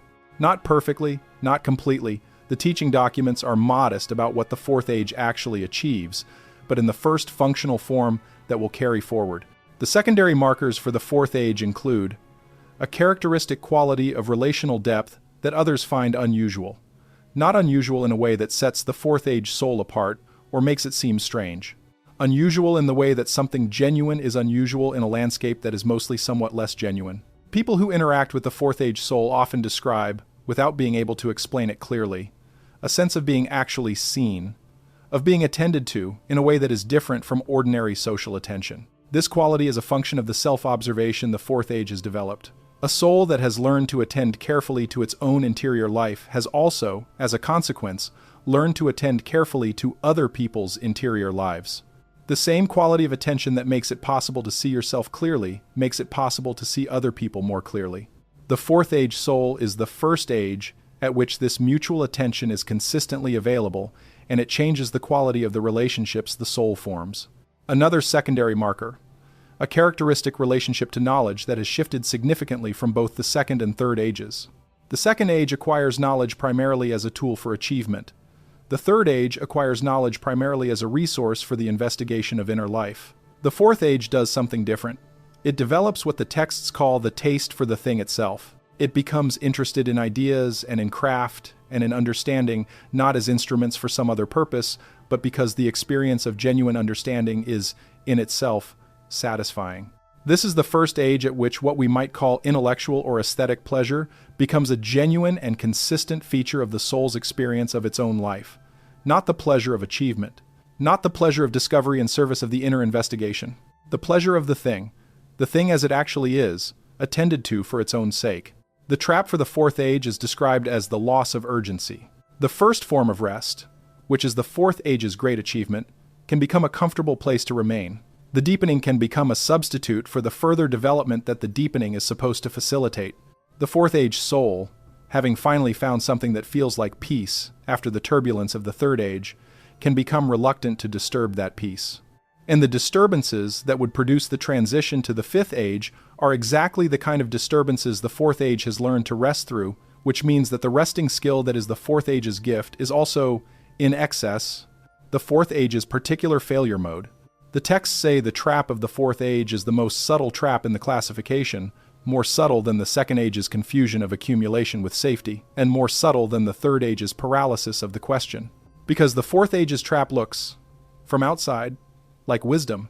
The soul that has settled into the fourth age's rest looks to observers at earlier ages like someone who has arrived, someone who has the peace they were seeking, who has achieved the equanimity that all the movement and questioning were supposed to produce. And in a sense they have. The equanimity is real, but if it stops there, if the peace of the fourth age becomes a destination rather than a transition, then the Gidimi has settled into a plateau, and the accumulation that was supposed to continue across the later ages does not.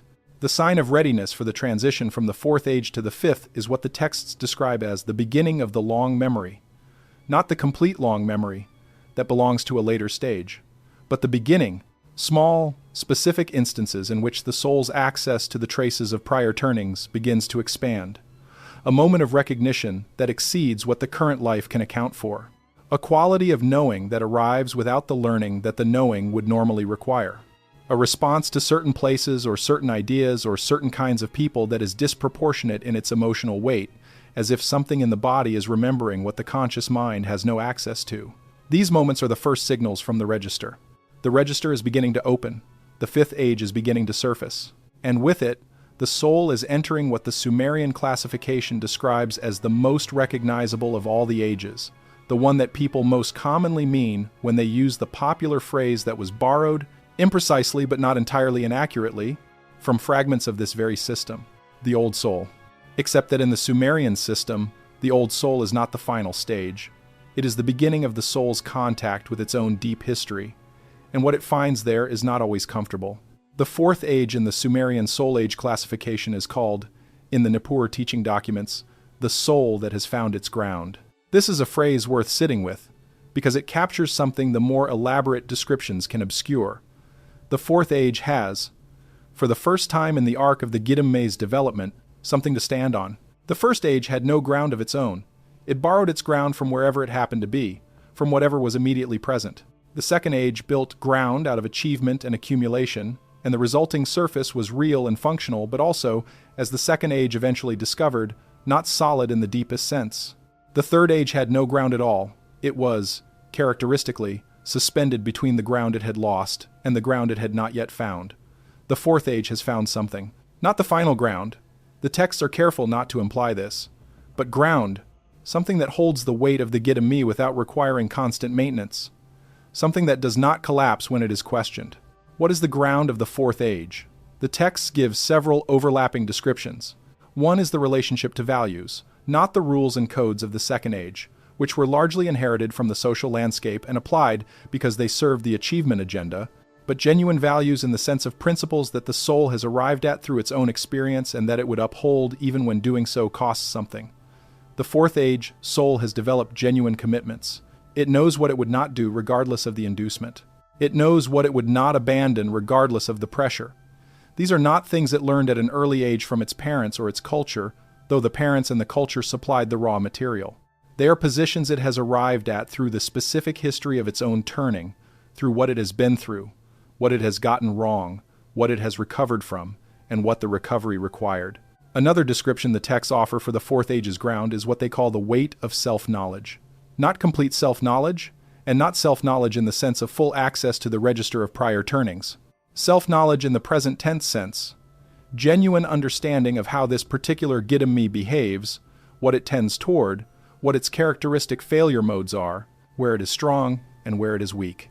The fourth age soul is the first age at which this kind of present tense self-knowledge is reliably developed. It has watched itself enough, through the third age's investigation and the fourth age's self-observation, to have a working model of what it is, not a complete model, not a model that surprises it in no new ways, but a working model, something that functions, something that allows the soul to navigate its own interior life with a competence it did not have at the earlier ages.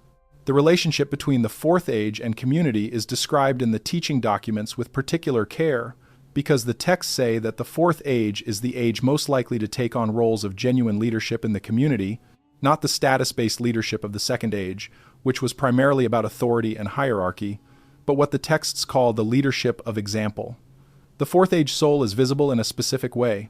Its quality of groundedness, its relational depth, its genuine values, these are perceptible to people at all soul ages, including ages that cannot articulate what they are perceiving.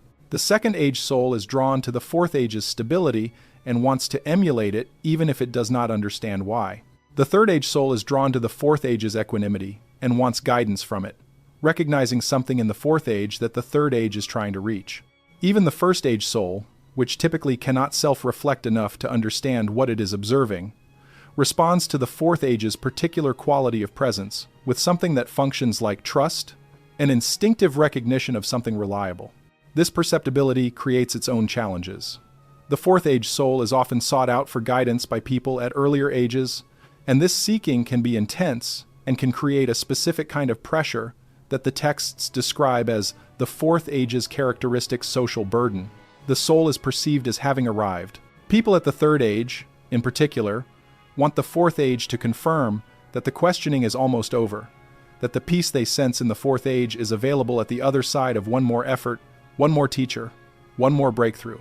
The fourth age soul often knows that the questioning does not end, that the peace it carries is the peace of having learned to live with the questions rather than the peace of having resolved them, and communicating this to a third age soul that is desperate for the questioning to end is one of the more delicate tasks the fourth age finds itself in.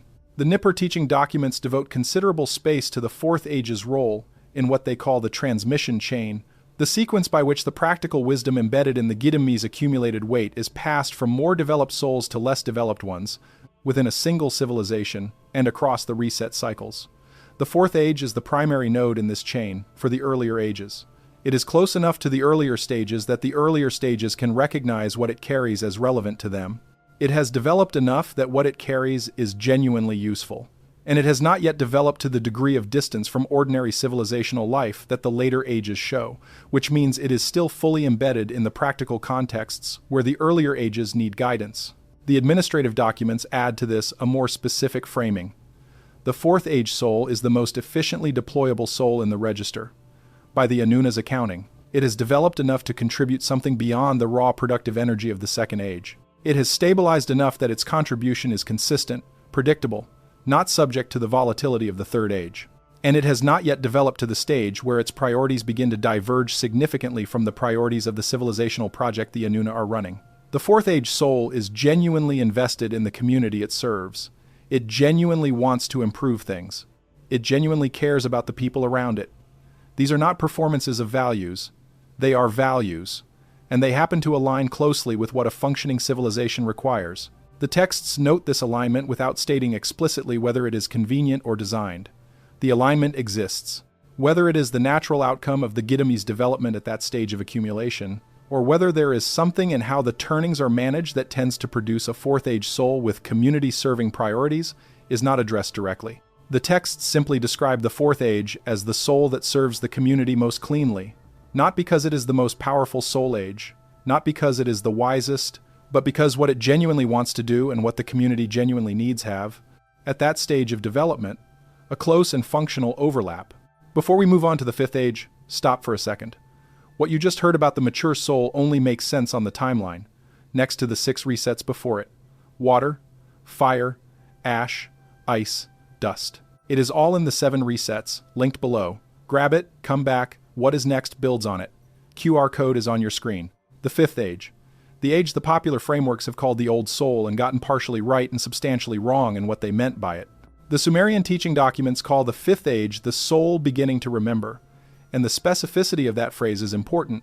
Not the soul that remembers, not the soul with the long memory fully intact, the soul beginning to remember. The beginning is the operative word. What begins at the fifth age is access, the first significant, above-threshold access to the traces of prior turnings that the Gidami has accumulated over all its returns. This access does not arrive as narrative memory, as clear scenes of specific prior lives with specific names and dates and recognizable relationships. The texts are precise that this is not how the access works. What arrives is something more diffuse and more immediate than narrative memory. It arrives as what the Sumerians describe as the taste of the already known. The taste of the already known is the fifth age's defining experience, and it is genuinely strange to try to describe from outside it. The fifth age soul encounters ideas, practices, places, types of people, or areas of knowledge, and has a response to them that is disproportionate to its experience in the current life. Not fascination, exactly. Not even recognition, exactly. Though that is the word that most fifth age souls reach for when trying to describe it. Something more like return. Like the experience of finding something you had not realized was missing, but that, now that you have found it, you cannot imagine not having. The fifth age soul, when it finds something that resonates with its accumulated prior experiences a quality of rightness that is more complete than any ordinary feeling of preference or inclination. This experience is consistently observed across the secondary markers the teaching documents attribute to the fifth age, and it produces a characteristic behavioral signature that is actually one of the most reliable recognition signals in the entire classification. The fifth age, soul, moves toward certain things, with a certainty that seems disproportionate to the reasons it can articulate. It is drawn toward specific areas of inquiry, specific creative or intellectual domains, specific kinds of people, with a persistence that the soul itself often cannot fully explain. It is not stubborn, The fifth age soul is generally less attached to proving itself right than the second age soul. But it is oriented. There is a consistent direction to the fifth age soul's engagement with the world that reflects not just the current life's preferences and experiences, but something older and more settled than those. The teaching documents describe the fifth age soul's relationship to time as one of the most distinctive features of the age. The fifth age soul experiences time differently from the earlier ages. The earlier ages are, in various ways, fully absorbed in linear time. The movement from past through present to future. The accumulation of events along a single line. The fifth age soul begins to experience time as something more layered. The present moment has a quality of depth that earlier ages do not perceive, a sense that the present is not just the current point on a timeline, but a place where multiple layers of accumulated experience are active simultaneously, even if most of those layers are not directly accessible to the conscious mind. This layered experience of time is what the teaching documents attribute the fifth age's characteristic sense of temporal dislocation to. The feeling of having lived through something before when you clearly have not. The feeling that certain moments have a significance that transcends their immediate circumstances. The sense that the present is somehow also the past in a way you cannot explain. The fifth age is described in the administrative documents as the first age at which the Anuna's register begins to be, in some sense, accessible to the soul itself, not in the explicit sense of the soul being able to read the register, but in the sense that the register's contents begin to surface as experience. The seal between the Gidami's accumulated weight and its current conscious access begins to thin. Not break, that belongs to a later stage, but thin, and the thinning is experienced as the taste of the already known. The soul does not know what is on the other side of the thinning seal. It simply knows that there is something there, and that the something has relevance to who it is in the current life. This partial access to the register is what the teaching documents identify as the source of the fifth age soul's characteristic relationship to wisdom, to the possession of understanding that exceeds what the current life can fully account for. The fifth age soul is often recognized by others as unusually perceptive, unusually understanding of situations and people, unusually accurate in its assessment of what is really happening beneath the surface of events. This is not mystic ability. The texts are careful to root it in the Gidami's accumulated weight. The fifth age soul is perceptive because it has seen enough prior turnings, even in the partially accessible form of the taste of the already known, that it has developed a kind of pattern recognition that operates below the threshold of conscious reasoning. It knows things without knowing how it knows them because the knowing is not coming from the current life's experience alone. It is coming from the register.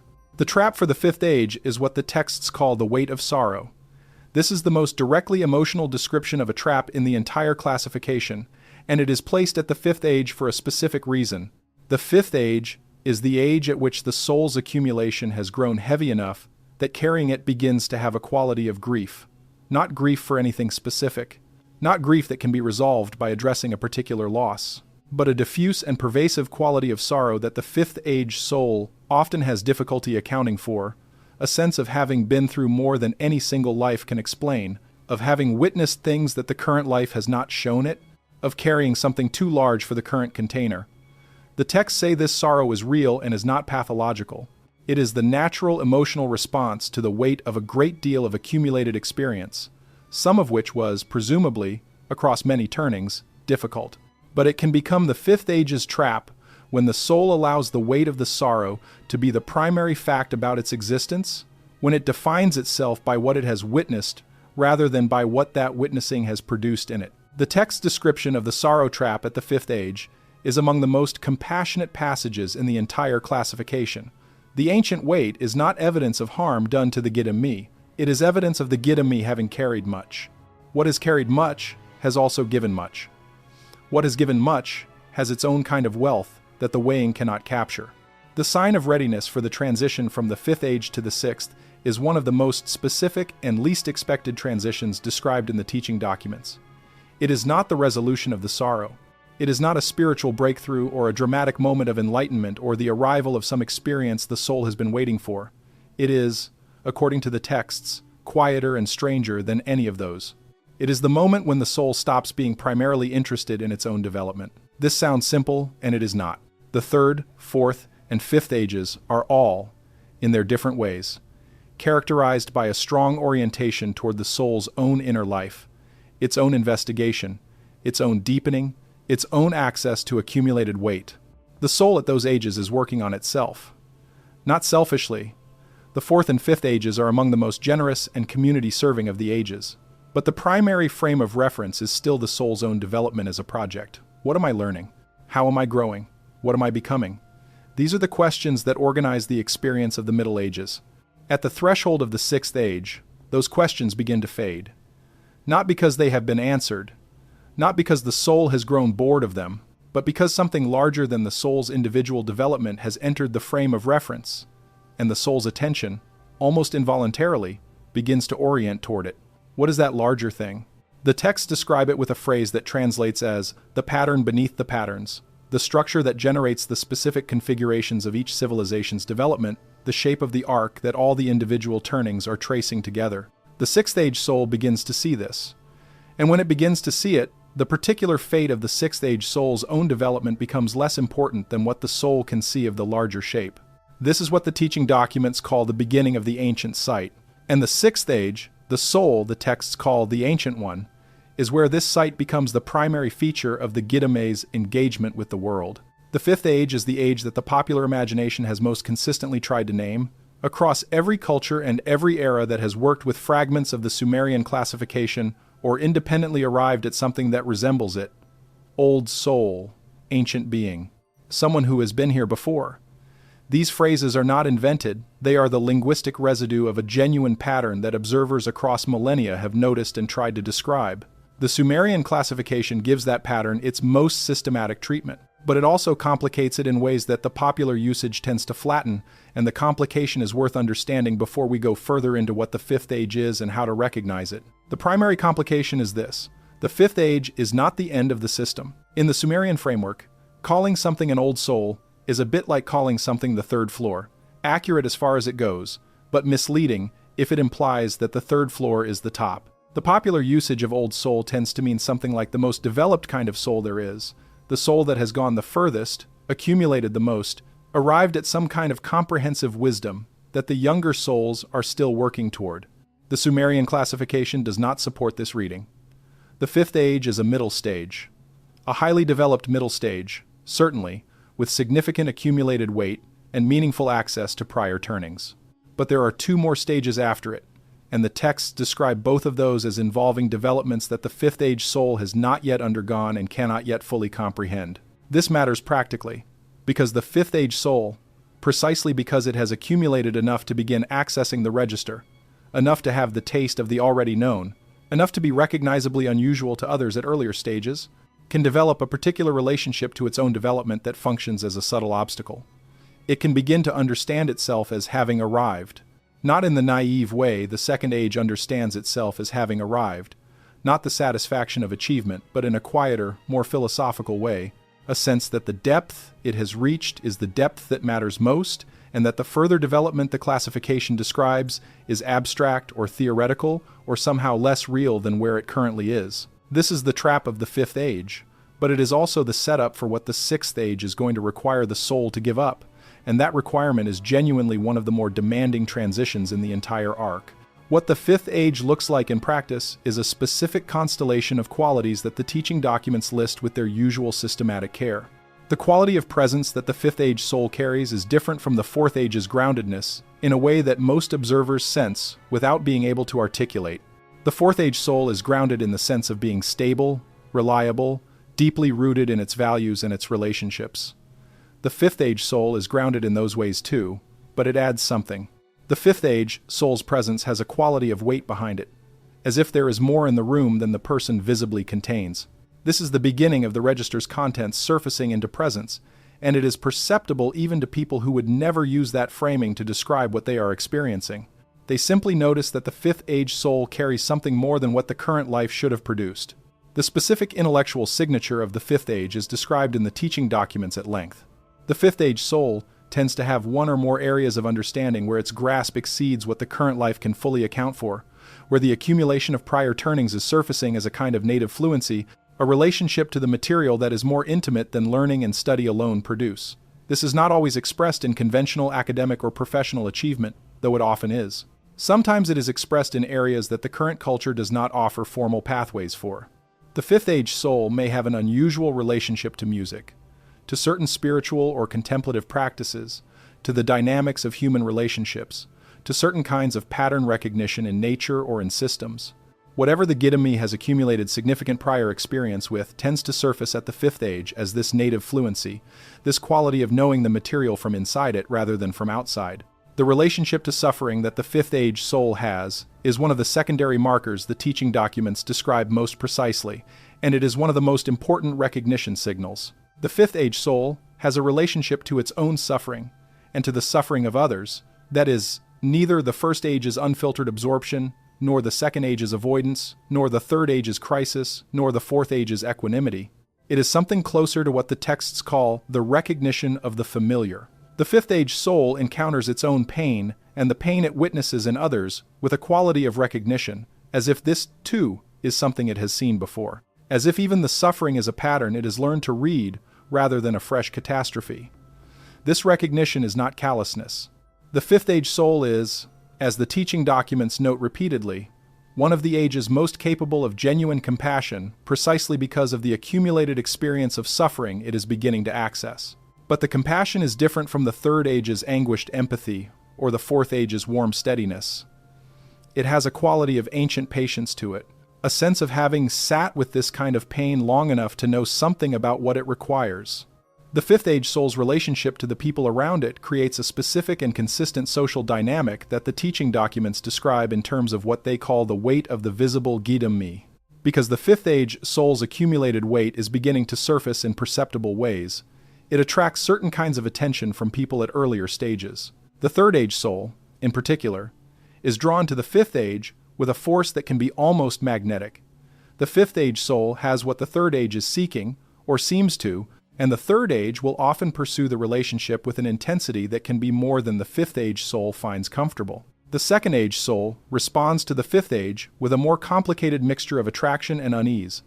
It senses something in the Fifth Age that the Second Age's framework cannot easily account for, something that the Second Age's competitive orientation does not know how to process.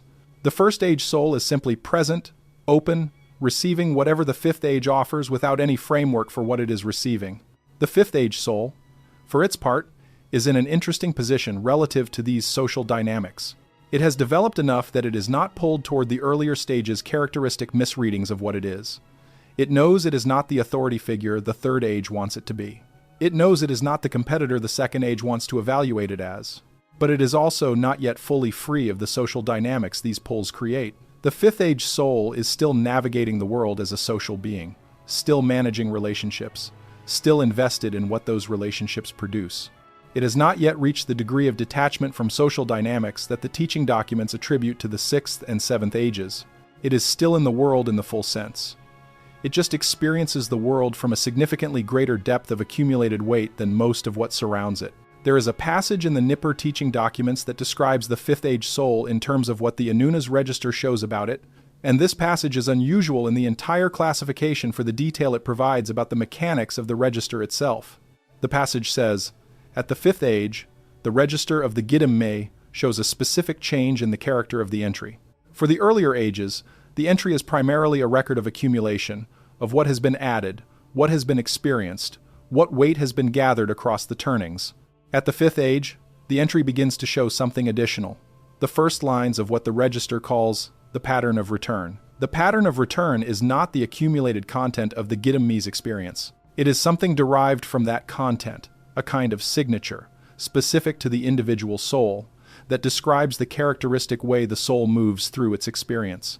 Not what it has experienced, but how it tends to experience things, what it tends to notice, what it tends to do with what it notices. This pattern of return is the thing that the Anuna were, according to the administrative documents, most interested in at the level of individual soul tracking. The content of experience was common across souls in similar positions in civilizations. The experiences themselves varied but were, by the later administrative reckoning, somewhat predictable from the structural features of the civilization in which they occurred. What was specific to the individual soul, what made one Fifth Age soul different from another Fifth Age soul, was the pattern of return. The particular way the accumulated weight expressed itself in this individual Gidame's characteristic way of moving through the world. This is the moment in the classification where the system begins to distinguish most sharply between soul age and soul identity.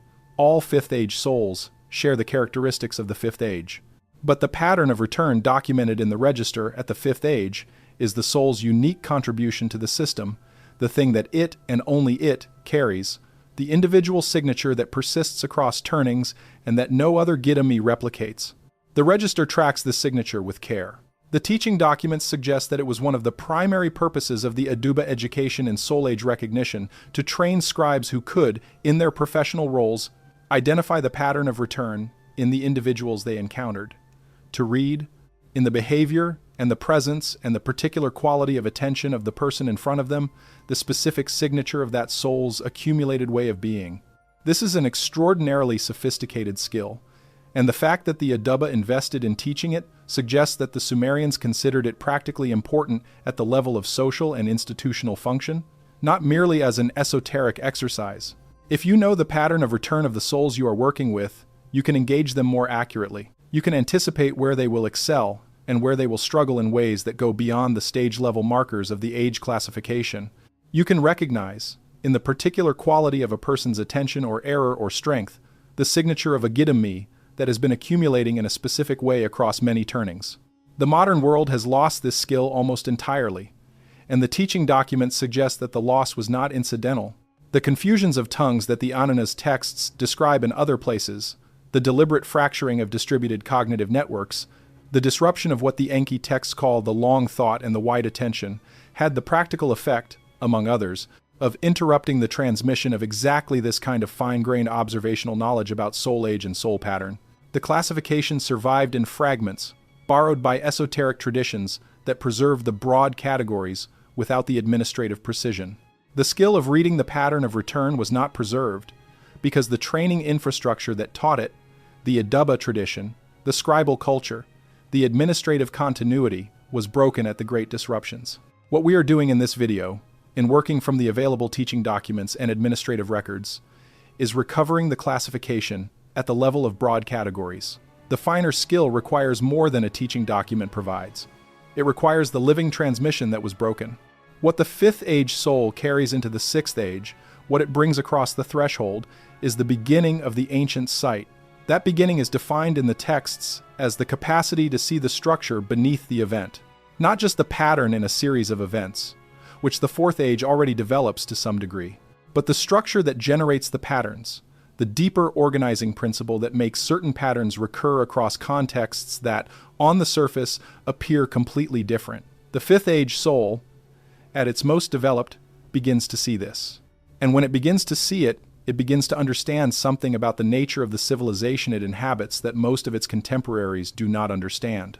It begins to understand the civilization as a specific configuration of forces that has appeared in recognizable variant forms across prior civilizations, across the cycles of reset and reseeding that the Anunas documents describe. The Fifth Age soul begins to have a relationship to history that is not quite the historian's relationship, which is primarily analytical and external, but something more intimate and more uncomfortable. A sense of having been in something like this before.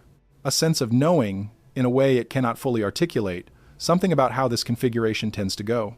This knowledge is one of the most consistent secondary markers of the late Fifth Age, and it is one of the most isolating.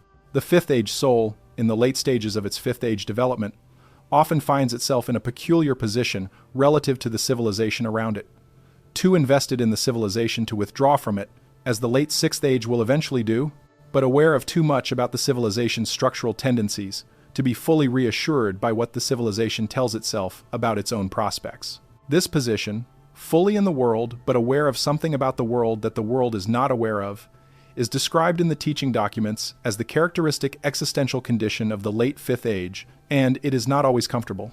The texts treat this discomfort not as a problem to be solved, but as the appropriate emotional register for someone who is beginning to see what the Fifth Age sees.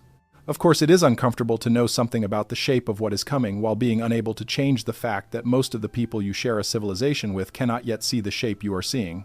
This is the Fifth Age's burden, described by the Sumerians with a directness that suggests they had watched Fifth Age souls navigate it across many iterations and had developed a realistic assessment of what can and cannot be done with that burden in the course of a single turning. What can be done is this: The Fifth Age soul can model something for the civilization around it, not teach exactly. The teaching function belongs more fully to the Fourth Age, which is close enough to the earlier stages to be pedagogically accessible, but model the Fifth Age soul's particular way of being in the world, of carrying weight without being crushed by it, of engaging with complexity without requiring it to resolve into simplicity, of maintaining a quality of care for the people around it while also maintaining the ancient site's perspective on what those people are part of. This is a modeling that has a function even when the soul itself does not understand what the function is. The register understands it. The administrative documents describe it in the language of the civilization's immune function, not the First Age's freshness-bringing function, but a different kind of immune function, the function of the soul that has been here enough times to recognize the symptoms before they become the disease. The Fifth Age soul is the civilization's early warning system, not through prophecy or dramatic revelation, but through the quiet, perceptible quality of what it carries and how it carries it. And then something changes. The pattern beneath the patterns begins to resolve more fully. The ancient sight sharpens, and the soul crosses into the Sixth Age and discovers that what it thought was understanding was only the beginning of understanding, and that the rest of what understanding requires is going to cost more than any of the prior transitions cost. The Sixth Age is waiting. The Ancient One is waiting. And the description of what the Sixth Age actually is, what it actually does to a soul, is one of the things the Nippur teaching documents spend the most space on, and for reasons that, once you read them, will be immediately clear. Before reaching the Sixth Age in detail, there is something the teaching documents address in relation to the Fifth Age that has no direct parallel in any other section of the classification, and that is what they call the Fifth Age's specific relationship to the problem of belief. The word the Sumerians use here is not easily translated. The closest scholarly rendering is something like the disposition toward certainty or the architecture of conviction. The texts are pointing at a specific feature of how the Fifth Age soul processes the world that distinguishes it from all earlier ages, and that has a direct bearing on the challenges the Fifth Age faces and the preparations it makes for. The Sixth. The Fifth Age soul, unlike the earlier ages, has developed through its accumulated turnings a capacity for nuanced and provisional belief, a way of holding ideas and frameworks and understandings that does not require them to be absolute in order to be useful. The earlier ages, in various ways, need certainty. The First Age takes what it is told. The Second Age builds belief systems that support its project of accumulation and achievement. The Third Age moves through belief systems in its search for the one that will resolve the inner question. The Fourth Age develops genuine convictions, but they are convictions of value and orientation rather than cosmological certainties. The Fifth Age does something different. It holds multiple frameworks simultaneously, without the need to resolve them into a single unified system, because its experience of the taste of the already known has given it a practical understanding that the frameworks are tools, not truths. The map is not the territory. The classification system is not the soul ages. The language for describing something is not the thing it describes. The Fifth Age soul has internalized this understanding at a level that earlier ages can state but cannot fully embody, and the result is a characteristic epistemological flexibility that is one of its most reliably observed qualities. This flexibility has a cost, and the teaching documents name it. The Fifth Age soul can sometimes struggle to act with the decisiveness that circumstances require, because the very flexibility that makes it epistemologically sophisticated can make it hesitant in situations that demand commitment to one reading over another. The soul that can hold 6 frameworks simultaneously may find it difficult to act as if only one framework is true, even when acting that way is what the moment requires. This is a specific form of the weight of sorrow trap. It is the sorrow of knowing too much about the complexity of what is happening to be able to act with the simplicity the situation seems to demand. The texts address this with characteristic practical directness. The soul at the Fifth Age must learn to act provisionally, to act as if the chosen reading is correct, while holding in the background the awareness that it may not be, and being prepared to update when the action's consequences reveal what the reading missed. This is not comfortable. It requires a kind of double consciousness that is genuinely demanding. But the texts say it is the specific skill the Fifth Age must develop in preparation for what the Sixth Age will require, because at the Sixth Age, the provisional nature of all human understanding becomes not an intellectual position, but a lived reality in a way that the Fifth Age can only begin to approach. There is one more aspect of the Fifth Age that the teaching documents address before turning to the Sixth, and it concerns the Fifth Age soul's experience of what the Sumerians call the thinning time, the period approaching a civilizational reset. The texts say that Fifth Age souls experience the thinning time differently from all other ages. The earlier ages experience the thinning time in ways that are largely consistent with how they experience everything else. The first age is simply absorbed in the present circumstances. The second age builds against the gathering instability. The third age is destabilized by it. The fourth age finds new depth in the shared difficulty. The fifth age experiences something specific that the texts call the recognition of the familiar shape. The thinning time, according to the documents, has a specific quality that the fifth age soul has experienced in prior turnings, not as a narrative memory, but as a sensation of what the Sumerians call the heaviness before the clearing. The world takes on, for the fifth age soul, a particular quality of weight in the period approaching a reset, not the weight of ordinary difficulty, a different weight, a weight that has a specific texture, a specific quality of pressure that the soul recognizes from the Gitame's accumulated experience of prior resets without being able to say clearly what it recognizes or why the recognition feels so specific. The fifth age soul in the thinning time often finds itself with a quality of knowing that the world around it does not share, and this knowing is usually not useful as prophecy. It does not give the soul access to specific predictions about what will happen next, but it gives the soul a kind of orientation, a quality of not being surprised by what is coming, that provides a particular kind of steadiness in the thinning time that serves both the soul itself and the people around it. The texts say that this steadiness, the fifth age soul's characteristic quality in the thinning time, is one of the things the Anuna's register specifically tracks. Because the souls that are steady in the thinning time are the souls that carry what the register needs to carry across the reset. The register itself does not reset in the way the civilization does. The accumulated weight of the Gitame is maintained across resets, reseated into the new configuration. But the way that weight gets carried, the way the knowledge and the pattern of return survive the disruption, depends on the souls that are steady enough in the thinning time to carry it deliberately rather than simply surviving. The fifth age souls are, according to the texts, the ones most likely to serve this carrying function. Old enough to carry weight, still engaged enough with the civilizational life to be present when the carrying is required. Not yet at the degree of detachment from civilizational engagement that the later ages show. What they carry across the reset is not, the texts are careful to say, information in the ordinary sense. They do not carry books or artifacts or explicit records, though in some resets, some fifth age souls in specific roles did carry physical records of the knowledge the civilization had accumulated. What they carry is the pattern of return, their own individual Gitame's signature, fully developed at the fifth age, intact across the threshold of the reset, available for the new configuration to seed from. The civilizations that the Sumerians describe as arising from prior resets did not start entirely fresh. They started from the seed weight of the souls that had carried across, and those souls' patterns of return shaped what the new civilization had access to from its beginning. This is the mechanism, according to the teaching documents, by which the 7 ages themselves persist across resets. The system does not have to be reinvented after each erasing. It is reseated by the souls that carried it, who then, in the new configuration, occupy the positions from which the transmission can be rebuilt. Not quickly, not without loss. The texts acknowledge significant loss across each reset.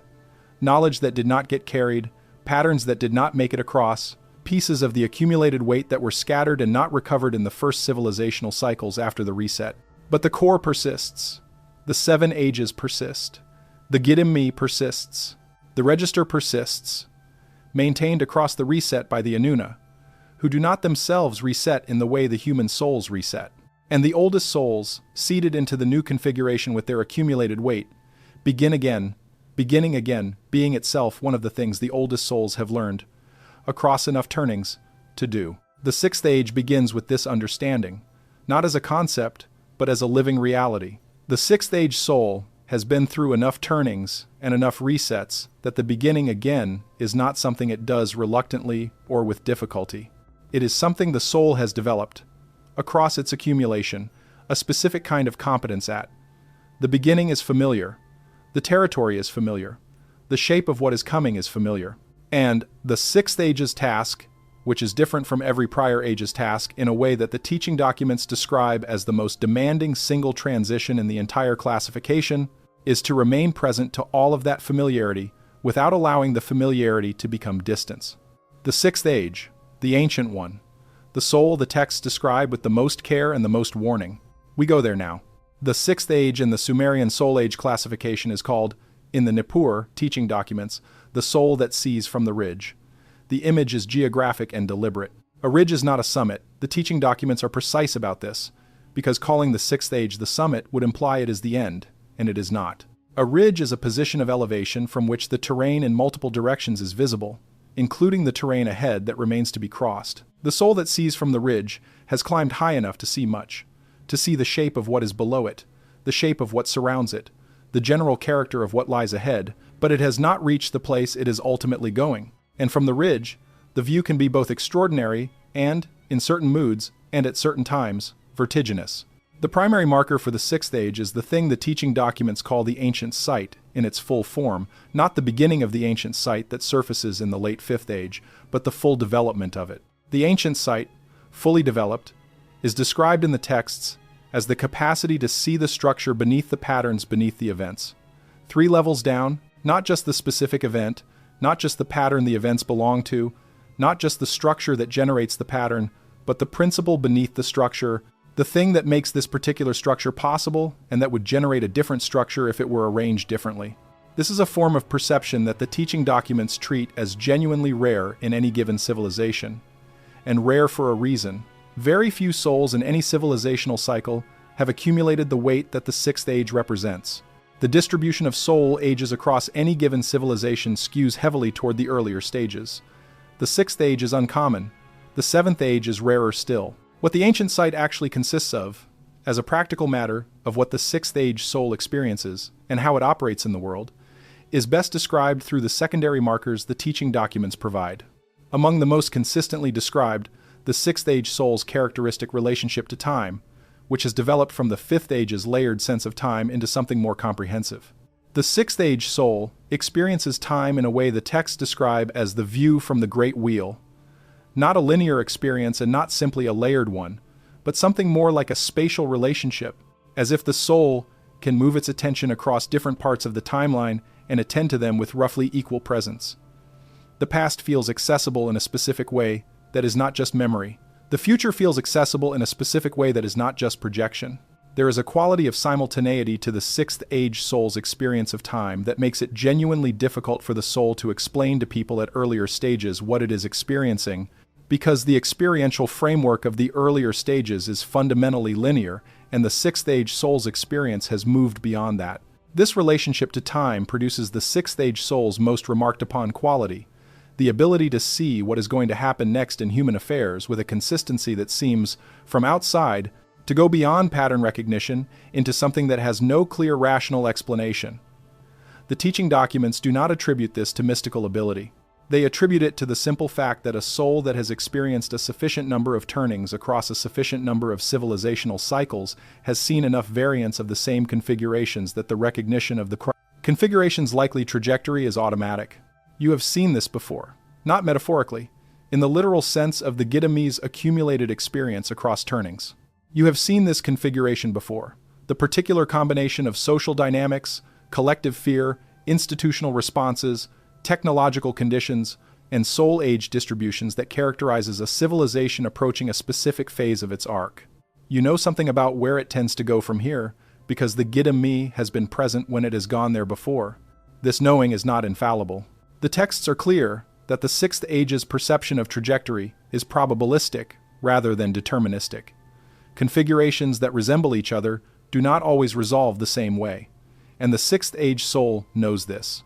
But the probabilistic accuracy is high enough to be consistently remarkable to observers, and the soul's confidence in navigating complex social situations with relatively little apparent uncertainty is one of the most reliably noted secondary markers of the age. The relationship to other people at the sixth age changes in ways that the teaching documents describe as one of the most significant social features of the age. The sixth age soul has developed, through its accumulated turnings and through the ancient site's full development, a relationship to other people that is simultaneously more compassionate and more detached than the fifth age's relationship. More compassionate because the sixth age soul's view from the ridge makes other people's situations, their struggles, their failure modes, their characteristic traps, more visible and more understood. The sixth age soul does not judge the earlier ages for being at the earlier ages. It recognizes, too clearly for judgment to be the primary response, that the earlier ages are where they are because of the specific weight of their accumulated gidimi, and that what they are doing at their age is what they are supposed to be doing. The compassion is the compassion of someone who has been where you are and knows what it is. More detached because the sixth age soul's relationship to the outcomes of social situations has shifted. The fifth age was still significantly invested in outcomes, in how things turned out for the people it cared about, and whether the situations it engaged with resolved in ways it considered good. The sixth age has moved further from that investment, not into indifference. The teaching documents are emphatic that the sixth age's detachment is not indifference and should not be confused with it, but into something the texts call the patience of the long view, a quality of being able to watch difficult situations unfold, knowing something about their structural tendencies and where they are likely to go, without the urgent need to intervene or control that characterized the earlier ages.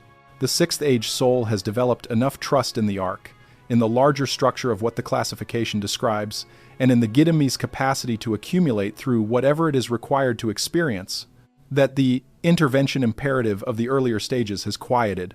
This quality of detached compassion is simultaneously one of the sixth age's greatest gifts and one of its most consistent sources of misunderstanding in its relationships with people at earlier ages. The third age soul, seeking guidance from the sixth age, may experience the sixth age's detachment as lack of investment in its particular situation, when in fact the sixth age is invested but at a different register than the third age can read as investment. The second age, soul, approaching the sixth age in a competitive context, may experience the sixth age's lack of urgency about outcomes as lack of ambition or as passivity, when in fact the sixth age's absence of competitive urgency reflects not a deficiency of will but a different relationship to what the competition is for. These misreadings are described in the teaching documents as consistent and essentially unavoidable because they are the natural result of perceiving from within one soul age's framework the behavior of a soul age whose framework is sufficiently different that the behavior reads wrong. The trap for the sixth age is described in the teaching documents as the hardest trap in the classification to recognize from inside it, precisely because the trap has the appearance of the sixth age's own primary virtue. The trap is what the texts call the withdrawal of the ridge, the soul that has reached the position of the ancient site and has become, gradually, more observer than participant. The detachment that is one of the sixth age's genuine achievements can extend, if it is not actively resisted, into a more complete withdrawal from the full engagement with civilizational life that the ancient site is supposed to facilitate rather than replace. The sixth age soul on the ridge, watching the terrain of the civilization below it, can become so absorbed in the watching that it forgets the watching is in service of something, in service of the participation, the engagement, the modeling function that the older ages provide to the younger ones. Watching is not the same as serving. The ridge is not the destination. The teaching documents describe specific signs that a sixth age soul is falling into the withdrawal trap, a progressive reduction in the range of people it is willing to engage with, tending toward only other souls at comparable development stages, and withdrawing from the engagement with earlier stages that serves the transmission chain. A progressive reduction in the range of situations it is willing to enter, tending toward only situations that do not disturb its equanimity, which has the effect of making the soul less available precisely in the situations where its particular quality of presence would be most useful. And a quality of description of its own development that has moved from the humble factual tone of the earlier ages into something that sounds more like pride and elevation, a subtle shift from the sixth age's genuine groundedness in something real into a self-story, about that groundedness that has begun to serve the self more than the truth. The remedy the texts propose is, characteristically, not a dramatic reversal but a specific reorientation. The soul that is withdrawing into the ridge must be brought back into contact with the full range of civilizational life, with its mess and its urgency and its ordinary demands, not in order to abandon the ancient site but in order to apply it. The ancient site is valuable in proportion to the engagement with what it is seeing. The site without the engagement becomes a private experience of elevated perspective, which is personally satisfying but collectively useless. The texts describe this remedy with a phrase that translates as descending the ridge without losing the height, remaining in full engagement with the social world, while maintaining the perspective that the accumulated weight has produced. This is difficult. It is described as one of the most demanding practical tasks in the entire arc of the soul's development. And the fact that it is difficult is precisely why it is the sixth age's work rather than an earlier age's. The administrative documents add to the sixth age's description, a specific note about the function of the sixth age in the Anuna's civilizational management system. And this note is one of the most interesting pieces of the entire classification, for what it implies about how the assembly understood its own relationship to the Soul Age system. The note says, "The souls at the sixth age are the assembly's most useful partners in the civilizational work, because they are old enough to see the arc clearly, and young enough to still be in the arc. They have the sight. They are still in the world, and the assembly's work requires both." The phrase "the assembly's most useful partners" is unusual in the context of the Soul Age documents, because most of the administrative language describes the earlier souls in functional terms. The first age serves this function, the second age serves that function, rather than partner terms. Partner implies a more reciprocal relationship than function implies. The partner contributes from its own position with its own understanding, rather than simply executing a function from below. Whether this distinction reflects a genuine difference in how the Anuna regarded the older souls, or whether it is a scribal choice that happens to carry implications the scribes did not fully intend, is a question the texts do not resolve. What the texts do say about the sixth age's specific contribution to the civilizational work is this: the sixth age soul serves as what they call the keeper of the structure. The structure here is the same thing the ancient sight perceives, the principle beneath, the patterns beneath the events. The keeper does not simply see the structure. The keeper holds it in place, actively, by the quality of its own engagement with the civilization. This is a different function from the fifth age soul's modeling. The fifth age soul models by being what it is in the world. The sixth age soul keeps the structure by understanding what the structure is and actively, deliberately, through the choices it makes about where to direct its attention and what to engage with, maintaining the conditions that allow the structure to be transmitted across the threshold of the reset. The sixth age soul, in other words, is not simply a passenger in the civilizational process. It is, according to the administrative documents, an active participant in the management of what persists across the reset, a participant in the process the Anuna are administering, not a subject of that process in the way the earlier ages are primarily subjects. This is a significant claim about the role of the most developed souls before the seventh age, and it creates a specific picture of the Anuna's civilizational project that is more collaborative than the simple hierarchical model implied by phrases like "the assembly manages the register." The sign of readiness for the transition from the sixth age to the seventh is described in the teaching documents as the most difficult transition point to characterize in the entire arc, and the scribes acknowledge this explicitly, which is unusual in documents that are otherwise characterized by systematic confidence in their own descriptions. The difficulty is that the transition from the sixth to the seventh is not, like the earlier transitions, the result of a specific kind of accumulated experience producing a specific kind of readiness. It is described as more like a dissolution, the progressive release of the sixth age's last remaining attachment to the individual Gidimme's particular pattern of return. The seventh age requires something the texts can only describe by negation, the loss of the investment in one's own development as something distinct from the development of the whole. The sixth age still has this investment, subtly, in a form that the age is usually not aware of until the transition begins. What the seventh age requires is its release. The texts say this release is not something the soul does. It is something that happens to the soul when the accumulated weight has reached the specific threshold the seventh age represents. And what it feels like, what the soul experiences as this release begins, is described in the Nippur teaching documents with the most careful and the most guarded language in the entire classification. The seventh age is next. The soul the texts call the returned one. And the description of what the seventh age is, what it actually consists of, why the scribes changed hands to write it, why the language shifts, begins now. Before reaching the seventh age's description, there is something the teaching documents address about the sixth age that has not been covered yet, and that bears directly on the recognition signals the documents say are most reliable for identifying sixth age souls in the contemporary context. The texts devote a specific section to what they call the sixth age's characteristic errors, the specific ways in which the sixth age soul's genuine capacities get misread by the soul itself and by those around it, in ways that produce consistent problems. The first characteristic error is what the texts call the premature disclosure of the sight. The sixth age soul, having the ancient sight in full development, and having by temperament and accumulated weight a genuine desire to be useful to the civilization and to the people around it, sometimes attempts to share what it sees in the sight directly, to tell people at earlier ages what it perceives about the structure beneath the patterns, about where the current configuration is likely to go, about what is happening at a level the person it is speaking with cannot yet access. This almost never works in the way the sixth age soul intends it to work. What the sixth age soul is perceiving is genuinely real and genuinely accurate, but it is perceptible and meaningful only at the level of accumulated weight that makes the perception possible. Presenting it to someone at the third or fourth age is roughly equivalent to describing color to someone who has never seen. The description is not wrong. The faculty to receive it is not yet present.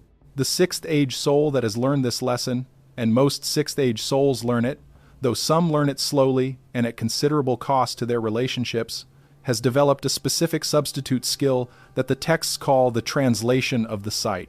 Instead of presenting what it perceives directly, the sixth age soul develops the ability to make the perception available at the level the other person can actually receive. Not by dumbing it down, which the texts explicitly reject as an approach because it distorts the perception in the translation, but by finding the specific aspect of the perception that is available at the other person's level of accumulated weight and offering that aspect, trusting that what the other person can receive from it will be useful to them without their needing access to the full perception. This is a demanding skill. It requires the sixth age soul to hold the full perception while simultaneously identifying the accessible subset of it and articulating that subset in language that lands. But it is the skill the sixth age most needs to develop for its function in the transmission chain to be effective. The second characteristic error is what the texts call the confusion of the sight with the whole. This is a subtler error and a more dangerous one because it operates from inside the sixth age's genuine strength. The ancient sight is real. The sixth age's perception of structure beneath events is accurate. The problem is that the structure the sixth age perceives is not the only structure present.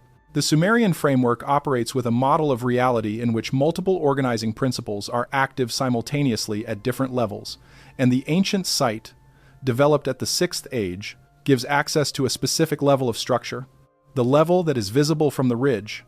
There are levels below the ridge, and there are, according to the texts, levels above it. The sixth age soul that mistakes the level it can see for the totality of the structure has made a category error.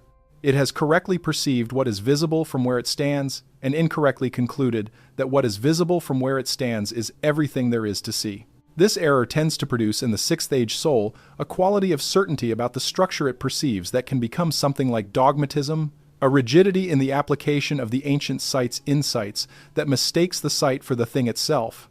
The teaching documents describe this as the ridge becoming a prison rather than a position.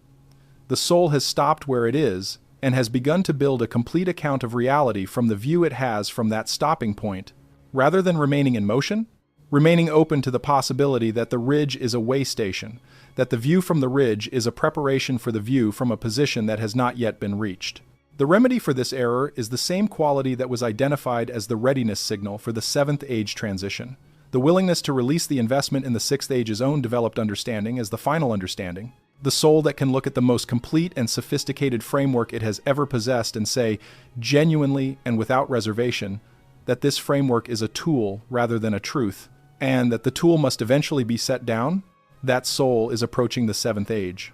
That willingness to release is both the remedy for the confusion error and the sign that the soul is ready for what the seventh age requires. The third characteristic error is specific to the sixth age's situation in the contemporary context, and the teaching documents describe something very like it in their treatment of the thinning time. The error is what the texts call the burden of knowledge without purpose, the state that arises when the sixth age soul, in a civilization that does not have the infrastructure to receive and deploy the kind of knowledge the sixth age carries, finds itself in possession of a perception that is nowhere productive to go. The register knows what to do with the sixth age's perception. The assembly, in the civilizations the Sumerians describe, had institutional structures for deploying that perception in ways that served the civilizational work. But in a civilization that has lost those structures, in which the transmission chain has been broken and the Aduba tradition has not been maintained and the classification system is available only in fragments, the sixth age soul carries its perception without the context that would make it useful. This creates a specific kind of suffering that the texts describe with precision. The sixth age soul in the thinning time of a broken civilization knows what it knows, perceives what it perceives, and has no functional outlet for the knowing and the perceiving except the informal, imperfect, and often frustrating channels that individual relationships provide. It cannot serve the transmission chain in the way the system designed it to serve it. It cannot keep the structure in the way the administrative documents describe its function. It can only do what it can do: the informal transmission of fragments to people at earlier ages who are receptive to them, the modeling of the Sixth Age's characteristic quality of presence, and the simple fact of being what it is in a world that the ancient sight can see is approaching a threshold. The texts do not describe this situation as a failure of the Sixth Age soul. They describe it as one of the conditions of the thinning time that the register accounts for and that the Anuna's administrative planning incorporates. The Sixth Age, souls in the thinning time, are not expected to function at full deployment. They are expected to maintain themselves, to continue accumulating, to hold the weight they carry with the quality of care and integrity that the Sixth Age's development has produced, and to be available for the informal transmission that the circumstances allow. The full function, the documents suggest, returns after the reset, when the new configuration creates the conditions for the transmission chain to be rebuilt. What the Sixth Age soul can do in the thinning time, and what the texts say is the most appropriate orientation for the Sixth Age in the present moment, is essentially what the Sixth Age soul does best: see the structure, hold the structure in its awareness with care and without distortion, and be present in the world in a way that makes the structure subtly more visible to those around it, without the premature disclosure error and without the confusion of sight with whole. This is the Sixth Age serving its function within the limits of what the thinning time allows. It is not the full function, but it is not nothing. The texts close their treatment of the Sixth Age with a single observation that does not fit neatly into the systematic tone of the rest of the classification, and that reads, again like the marginal note on the Second Age, as if someone added it who had a different perspective on what was being described than the system's architects. The observation is this: the soul on the ridge has climbed a great distance. It has climbed through 6 ages and many turnings, and has reached a position from which it can see much. The question it must carry is not what it can see from the ridge. The question it must carry is what is waiting for it when it decides to descend. The Seventh Age is the descent, and the descent, the texts say, is not a fall. It is the final form of the return to the house before the house, and what that means will now be described as directly as the scribes who chose the steadier hand believed it could be described. The Seventh Age is the only age in the Sumerian Soul Age classification for which the teaching documents explicitly say they cannot provide a complete description, and they say this at the beginning of the section before they attempt any description at all. The scribes who wrote the Seventh Age section of the Nippur teaching documents did not hide that they were working at the edge of what they could reliably transmit.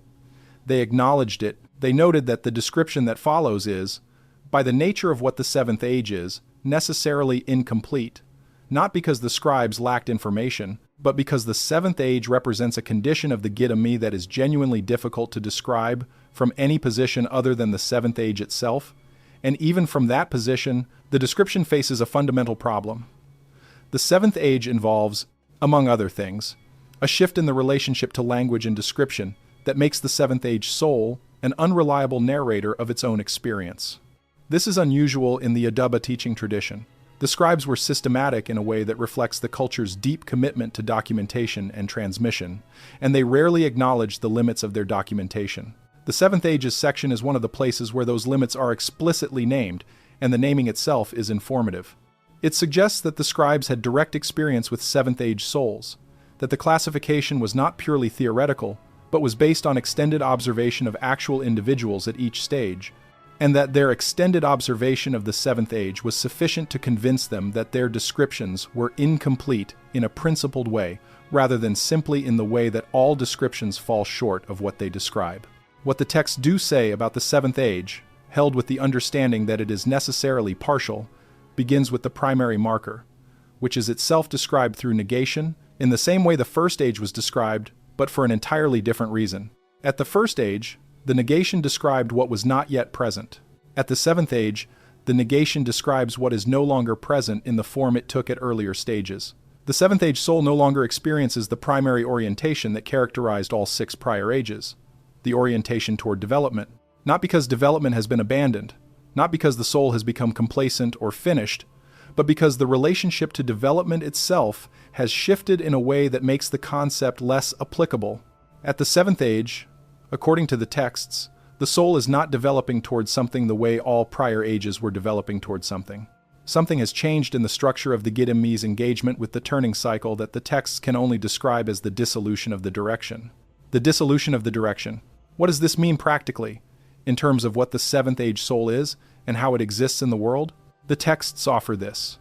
The seventh age soul is present in the world with a quality that the scribes describe as the presence without the stake. Earlier ages had stakes, things they were invested in, outcomes they cared about, developments they were working toward. The sixth age's stake was the subtlest, the interest in maintaining the perception, in serving the structure, in the accumulated pattern of return as something that the soul was invested in perpetuating across the reset. The seventh age soul has released even that. It is present. It is fully, genuinely present in a way that the texts say may actually exceed the presence of any other age, including the first age, but the presence is not in service of anything the soul is trying to achieve or protect or transmit. It simply is. This quality of presence without the stake is what generates the seventh age soul's most consistently noted behavioral signature, a kind of radical availability. The seventh age soul is available in a way that earlier ages are not, because earlier ages' availability has limits set by their stakes. They will give what they can give, without threatening what they are invested in protecting. The seventh age soul has no such limits, or at least has limits of a completely different kind, limits that have nothing to do with protecting the Gidim's investment, but that the texts describe as the natural boundaries of a specific kind of presence. What those limits are, the texts do not clearly specify, because the seventh age soul's boundaries are not rule-based, but situational in a way that each situation determines freshly rather than in advance. The texts describe the seventh age soul's impact on others as one of the most unusual phenomena in the classification, and they describe it in terms that stand out sharply from the systematic, observational tone of the rest of the document. The scribes say, "Those who spend time in the company of the soul at the seventh age tend to find, afterward, that something in them has reorganized. Not that they have been taught or healed or changed by a deliberate intervention. Something reorganizes, quietly and without a specific moment that can be pointed to as the cause." The scribes attribute this to the quality of the presence without the stake acting on the accumulated weight of the souls in proximity to it. Something in the seventh age's radical availability creates conditions in which the other soul's own Gidim is somehow more accessible to them, more in contact with itself, than it normally is. As if the seventh age's presence is a kind of clarifying medium. This description, taken outside the Sumerian context, sounds mystical, and it has been appropriated by mystical traditions across centuries in ways that have generally lost the practical, administrative framing in which the Sumerians embedded it.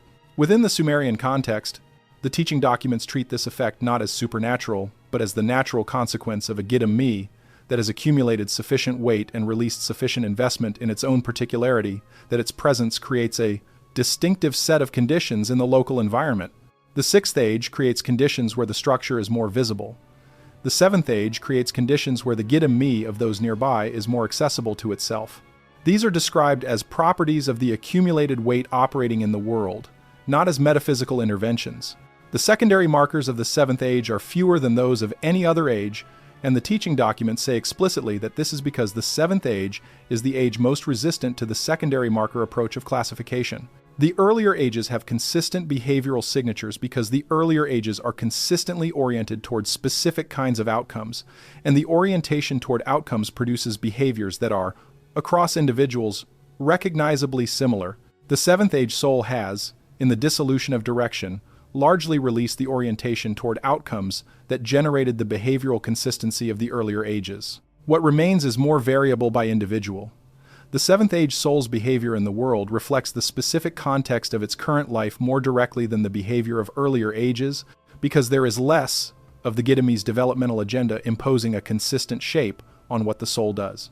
The soul at the seventh age is, paradoxically, more individual in its behavioral expression than any other age, because it has released most of what made its behavior predictable. The secondary markers the texts do identify are therefore better described as qualities of presence than as behaviors. A quality of unhurriedness that is not the unhurriedness of the leisured or the unmotivated. The seventh age soul is often engaged in intensive activity, but the unhurriedness of a soul for whom the relationship between means and ends has shifted. A quality of listening that is different in kind from the fifth age's deep attention, because the fifth age's deep attention still has a slight quality of purpose, The fifth age soul is listening carefully because the listening serves its developed understanding. The seventh age's listening has no such purpose. It listens because the listening is what is happening, and the what is happening is sufficient. A quality of humor that the texts describe with unusual specificity. The seventh age soul is often funny in a way that is completely non-aggressive, that does not depend on anyone's expense, that arises from a direct perception of the incongruities of existence that the seventh age's particular vantage point makes visible in a way that is, from that vantage point, genuinely amusing. This humor is different from all earlier ages' humor. The first age's humor is simple and delights in immediate incongruity. The second age's humor is often competitive, finding amusement in the spectacle of others' failures or in demonstrations of wit that establish status. The third age's humor tends toward irony, the humor of the soul that sees through the pretensions of the social world. The fourth and fifth ages develop warmer, more generous forms of humor. The sixth age's humor often has a quality of ancient dry observation, the humor of someone who has seen too many variants of the same situation to maintain appropriate gravity about it. The seventh age's humor is described by the scribes as something else, the amusement of a presence that is genuinely delighted by the fact of existence, the specific incongruity and complexity and unlikely beauty of what is actually happening. This delight is not ironic. It is not at anyone's expense. It simply arises, apparently without effort, from the quality of the seventh age's direct relationship to what is. The trap for the seventh age, if the word trap still applies to a soul at this stage, is described in the teaching documents in language that is more tentative than any of the trap descriptions for earlier ages. The scribes say, if there is a failure mode at the seventh age, it is not a failure of development in the way the earlier failures are failures. The soul at the seventh age has, in a meaningful sense, completed the developmental arc that the system describes. What remains is not a further development of that arc, but something the system itself cannot fully characterize. The possible failure at the seventh age is therefore not a failure to develop, but something more like a failure to be fully present in the completion, a form of the withdrawal trap that the sixth age is susceptible to, but operating at a different level. The soul that has reached the seventh age and has begun to disengage from the civilizational life that the seventh age's presence is supposed to serve has not failed to develop. It has developed appropriately, but it has, perhaps, reached the completion before the completion's purpose has been fully served in the current civilization. The texts say this with care. The seventh age soul's function in the thinning time is the most specific and the most difficult to describe of any age's function. The administrative documents frame it this way. The soul at the seventh age, present in a civilization approaching reset, is the presence of what the reset is for, not the presence of what will survive the reset, that is the fifth age's function. Not the presence of what will structure the next civilization, that is the sixth age's function.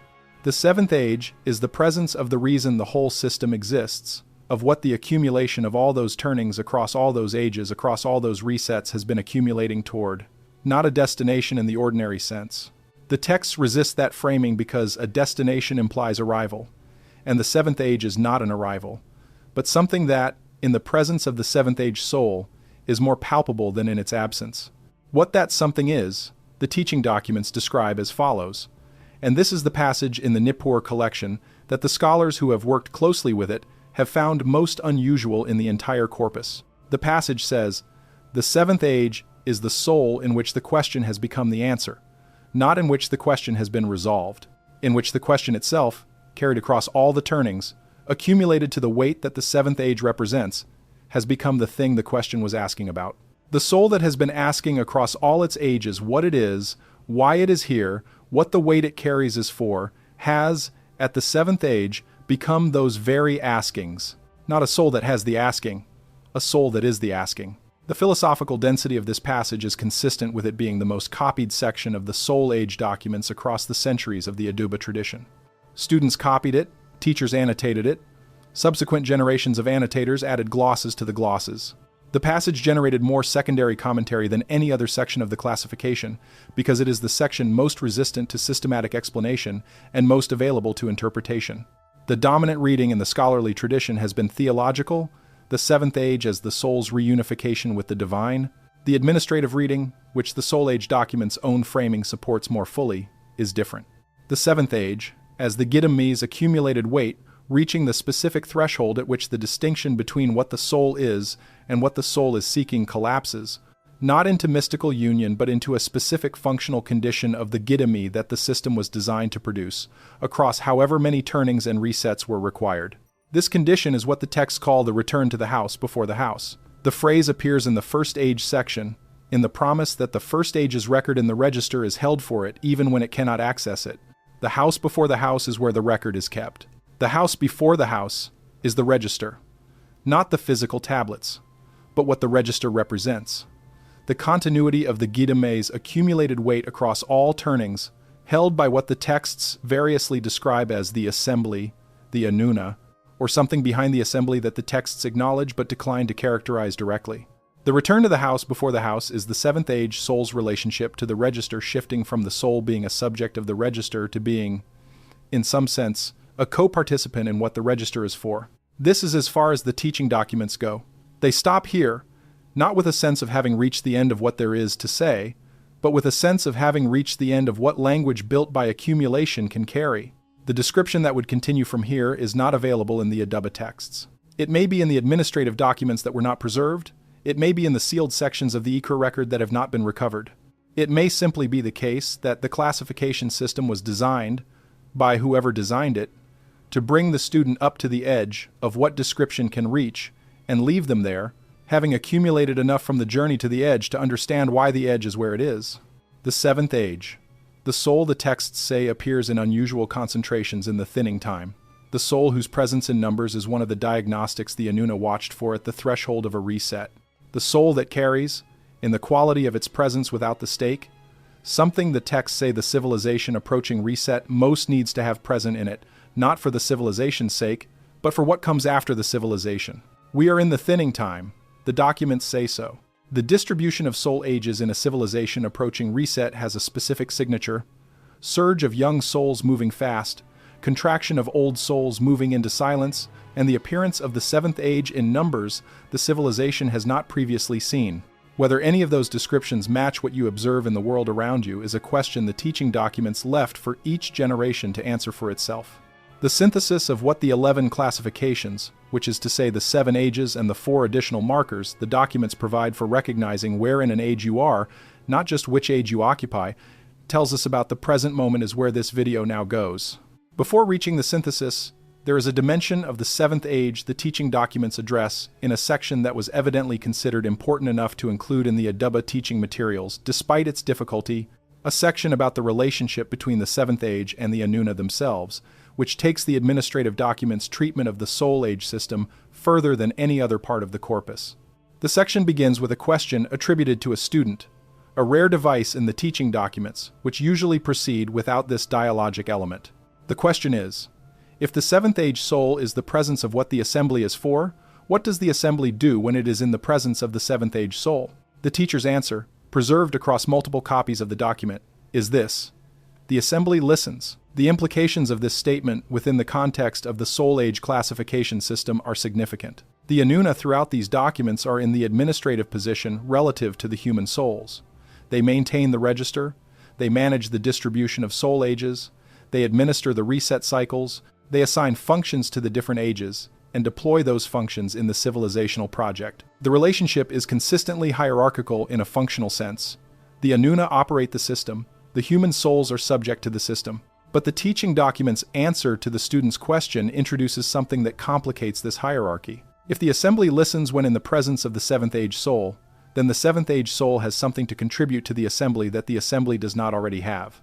Something that the assembly, with all its resources and its continuity across the reset cycles and its management of the register, does not possess in the form the 7th age soul provides it. What is that something? The texts give a partial answer, which is consistent with everything they say about the 7th age's description being necessarily incomplete. They say, the 7th age soul has accumulated, across all its turnings, the specific experience of being a human soul that asks. The Anuna do not accumulate this experience, because they do not turn in the same way. They do not reset in the same way. They do not experience the particular weight of return after return, the particular quality of asking across many lives without the full continuity of memory that would make the accumulated asking feel like progress. The 7th age human soul has experienced this in a way that no member of the assembly, however ancient, has experienced it. And the assembly, according to the texts, requires that experience, not as data to be collected but as something more fundamental. As a reality that the assembly is, in some sense, organized around, and that the seventh age soul makes present in a way that the assembly cannot generate from within itself. This passage is one of the most discussed in all the secondary literature on the soul age classification, for the obvious reason that it introduces a structural dependence of the Anuna on the human souls that inverts the usual framing of the relationship.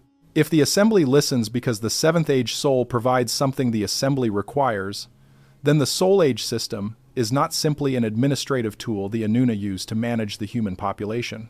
It is part of a larger project in which the human souls are doing something the Anuna need them to do, and that project has a purpose that is larger than either the human souls or the Anuna individually. What that larger purpose is, the texts do not say, or rather, they say it obliquely, in the same phrase that concludes the first age section, and that appears again here at the close of the seventh age: the house before the house. Whatever the house before the house is, whatever the register reports to, whatever the assembly is itself administered by, the soul age system is organized around the purpose of that prior house. The human souls are accumulating something across their turnings that serves the prior house.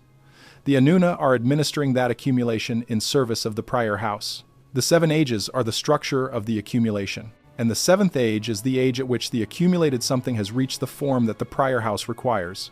This is as far as the Sumerian documents take the question. The prior house is acknowledged. Its existence is implied by the system's structure. Its nature is not described in any document that has been found and translated. Whether this is because the scribes did not know, or because they knew and chose not to include it in the teaching materials, or because there were more advanced documents that addressed it, and those documents did not survive, is a question that remains genuinely open in the scholarly work on these texts. What can be said, within the limits of the documented system, is this: the seventh age soul is the product of the system, and also the point at which the system's purpose becomes visible, not the fulfillment of the purpose that belongs to whatever the prior house is, but the visibility of it. The seventh age soul in the world is the most direct available evidence that the system is working, that the accumulation has produced what it was producing, that across however many turnings and resets and configurations the particular Gidami has moved through, something has been building towards something. The practical recognition signals for the seventh age soul are, as the texts acknowledged, fewer and less reliable than for the earlier ages.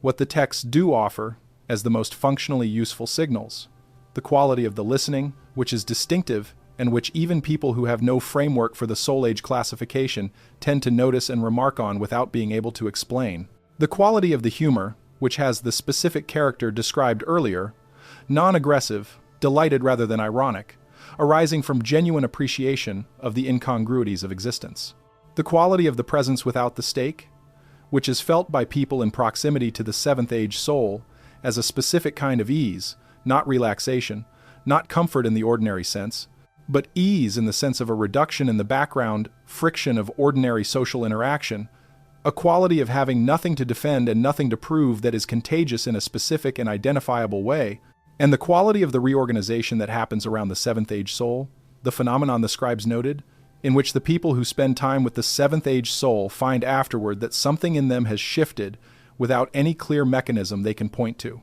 These signals are not exclusive to the seventh age. Elements of them appear at the sixth age and in advanced stages of the fifth age. But the full combination, in the specific quality the teaching documents describe, is the seventh age's signature.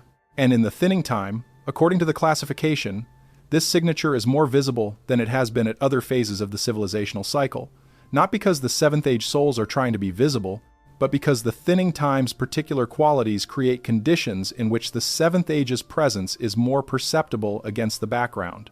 The background noise of the earlier stage's urgency and competition and crisis and investigation is still loud, but something in the thinning time's own quality, a specific kind of thinning of the ordinary noise, a frequency of urgency that creates gaps, makes the seventh age soul's quality of presence more noticeable to those who are, for their own reasons, attending. The synthesis of the seven ages, and what the full arc from the first to the seventh implies about the present moment, is the final territory this video covers. The seven ages, taken together, describe something more unified than a classification system. They describe an arc.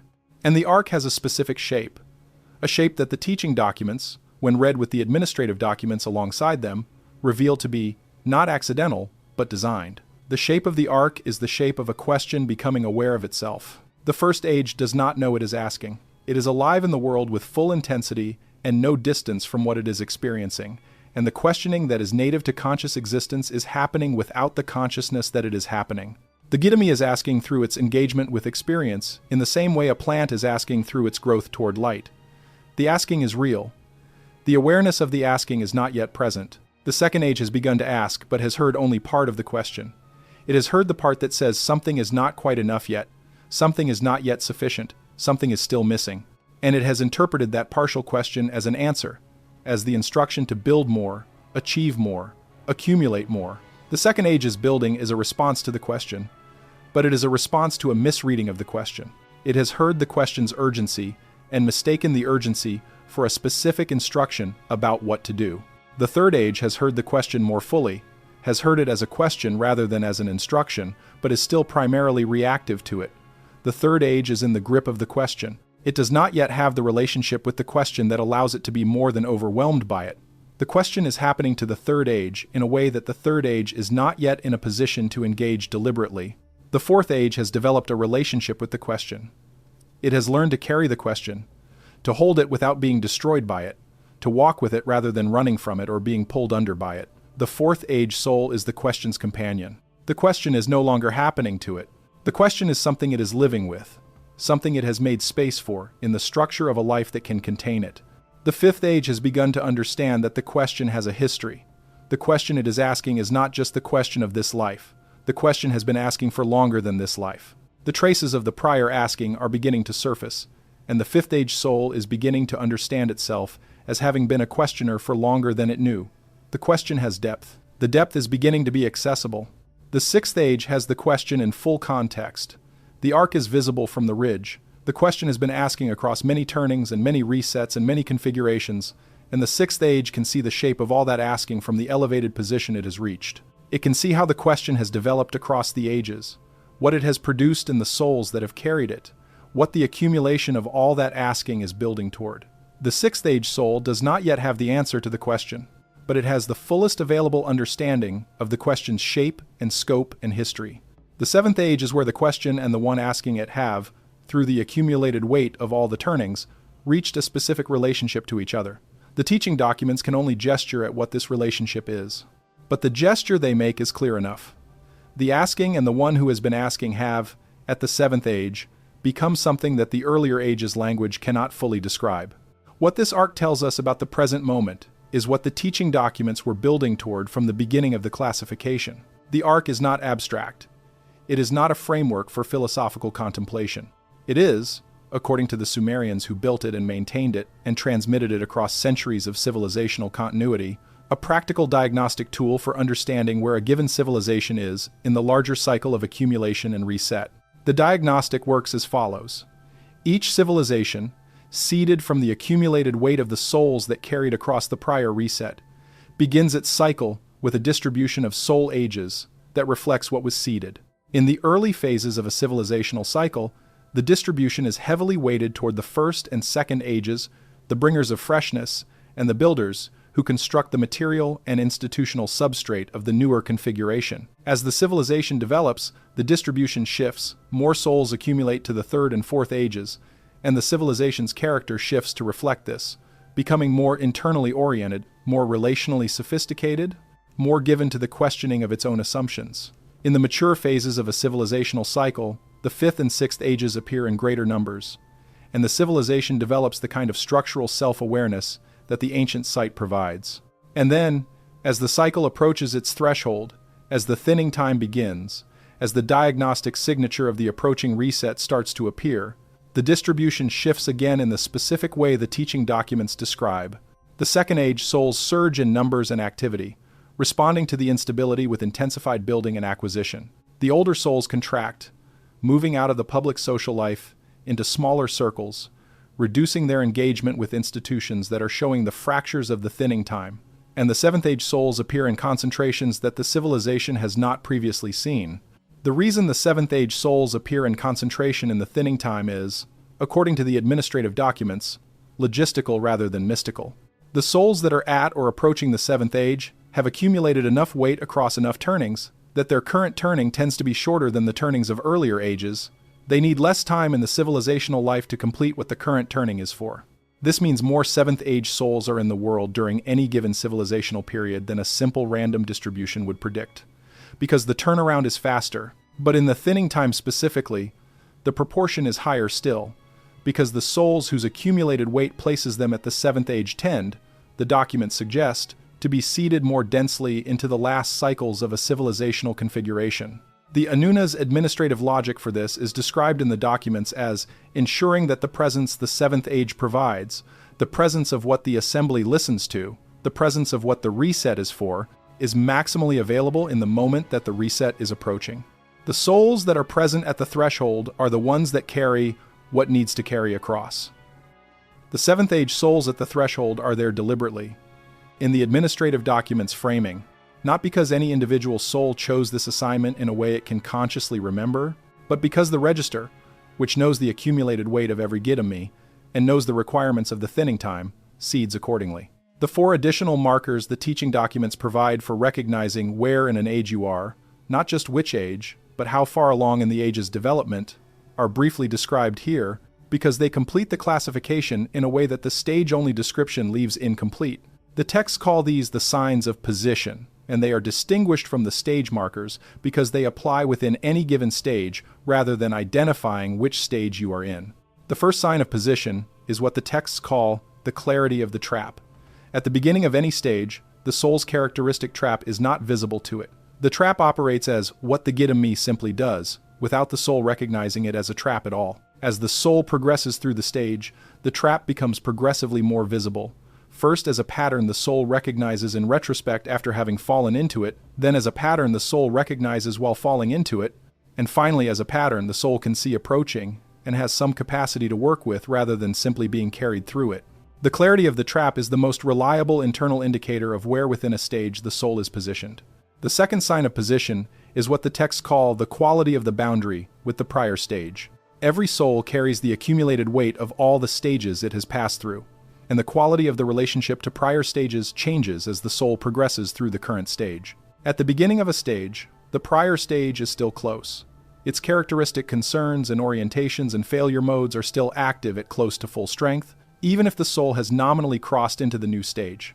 As the soul moves through the stage, the prior stage recedes, not disappears, but becomes more archival, more accessed as a resource when needed, rather than continuously active as a primary register of experience. The quality of the boundary with the prior stage, how close it feels, how strongly its characteristic concerns are still active, gives a second indicator of position. The third sign of position is the vividness of the next stage's early signals. The signs of readiness that mark each threshold are, according to the texts, not sudden. They develop gradually, becoming more vivid as the current stage's work progresses. At the beginning of a stage, the next stage's signals are absent or so dim as to be practically undetectable. At the midpoint of a stage, they begin to appear occasionally, in specific circumstances, with a quality that is new but not yet consistent. At the end of a stage, they are present regularly, in many circumstances, with a quality that is strong enough that the soul is already beginning to understand what the transition will require of it. The vividness of the next stage's early signals is the third position indicator. The fourth sign of position is the most specifically Sumerian in its framing and the most difficult to render in contemporary terms.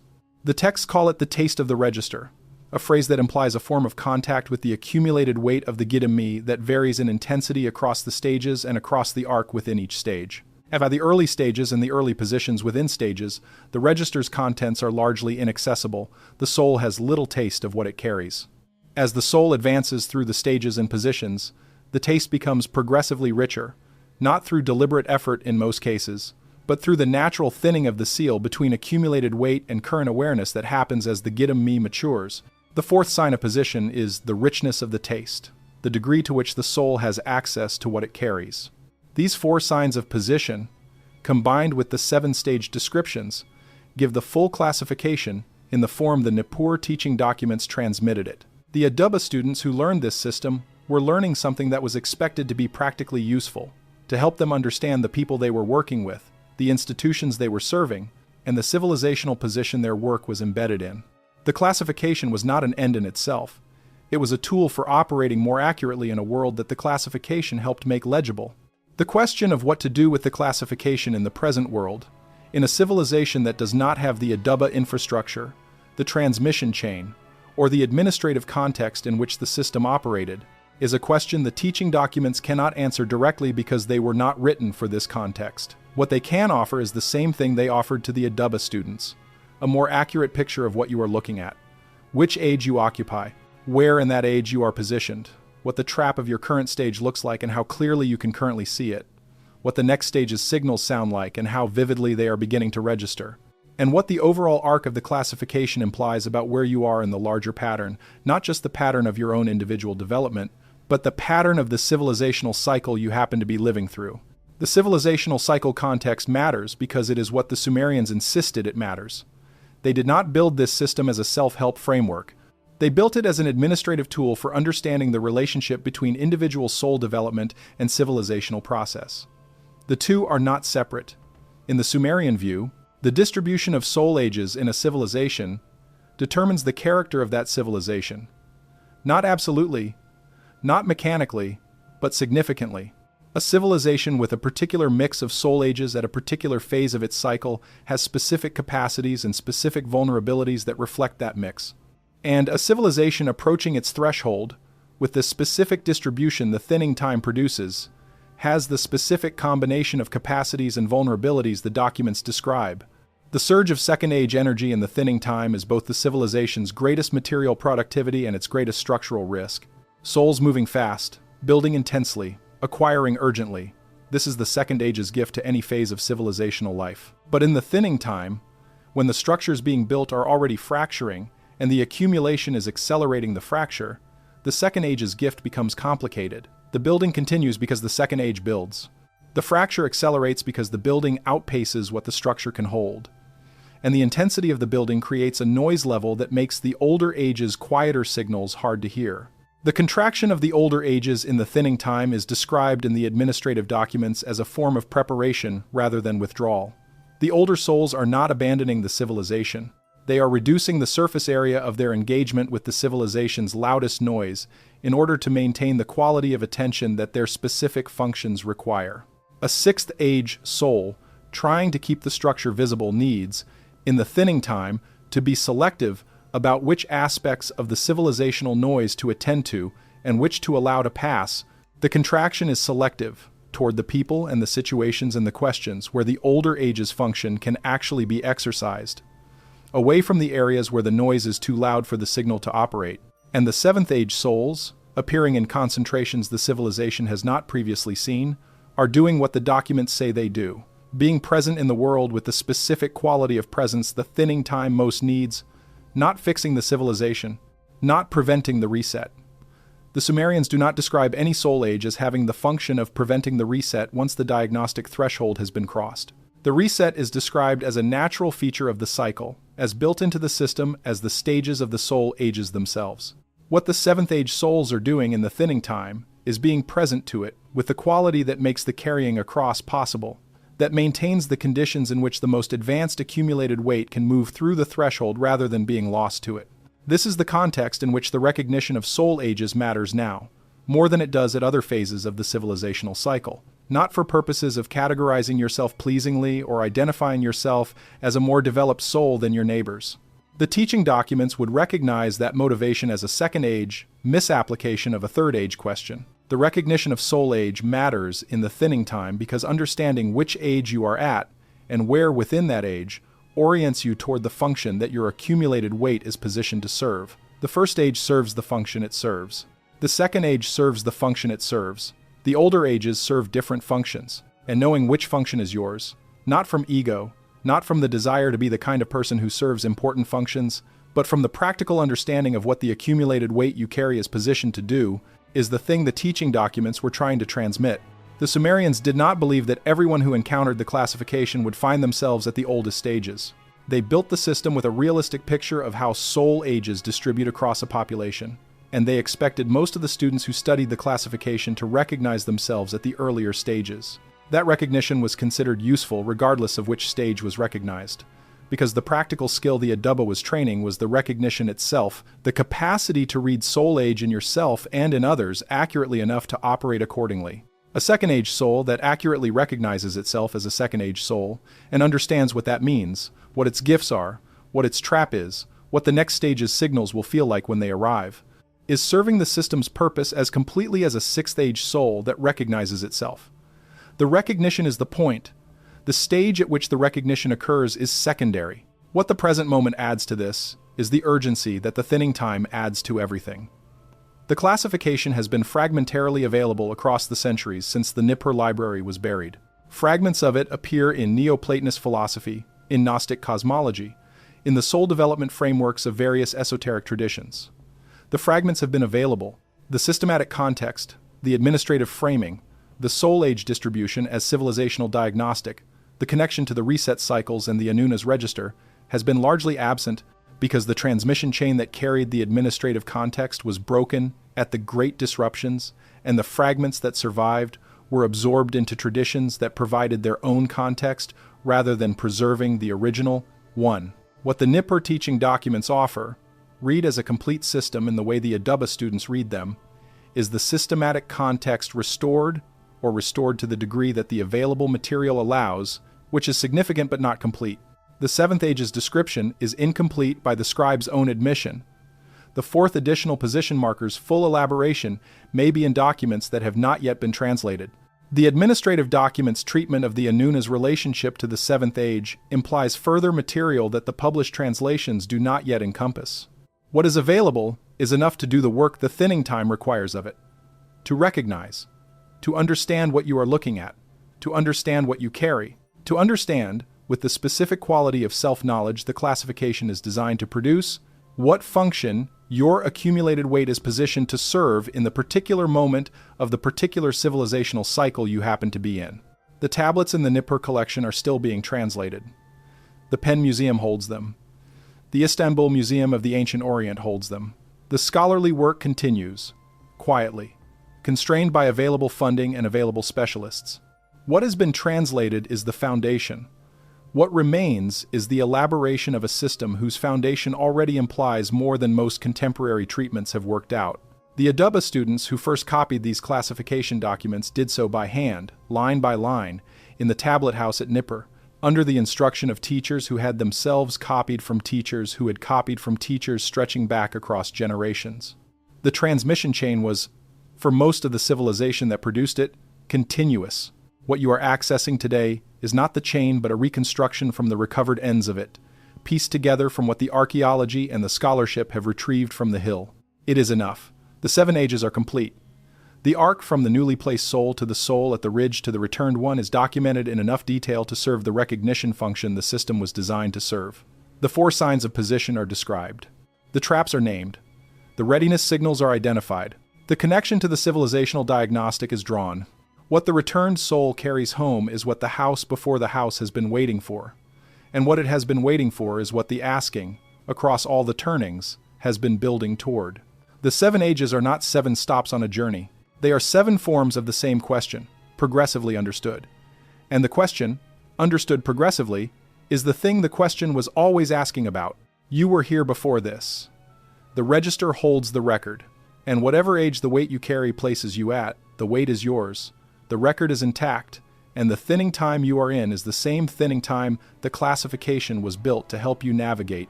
The documents are clear on this. The system was not built for the comfortable middle of the civilizational cycle.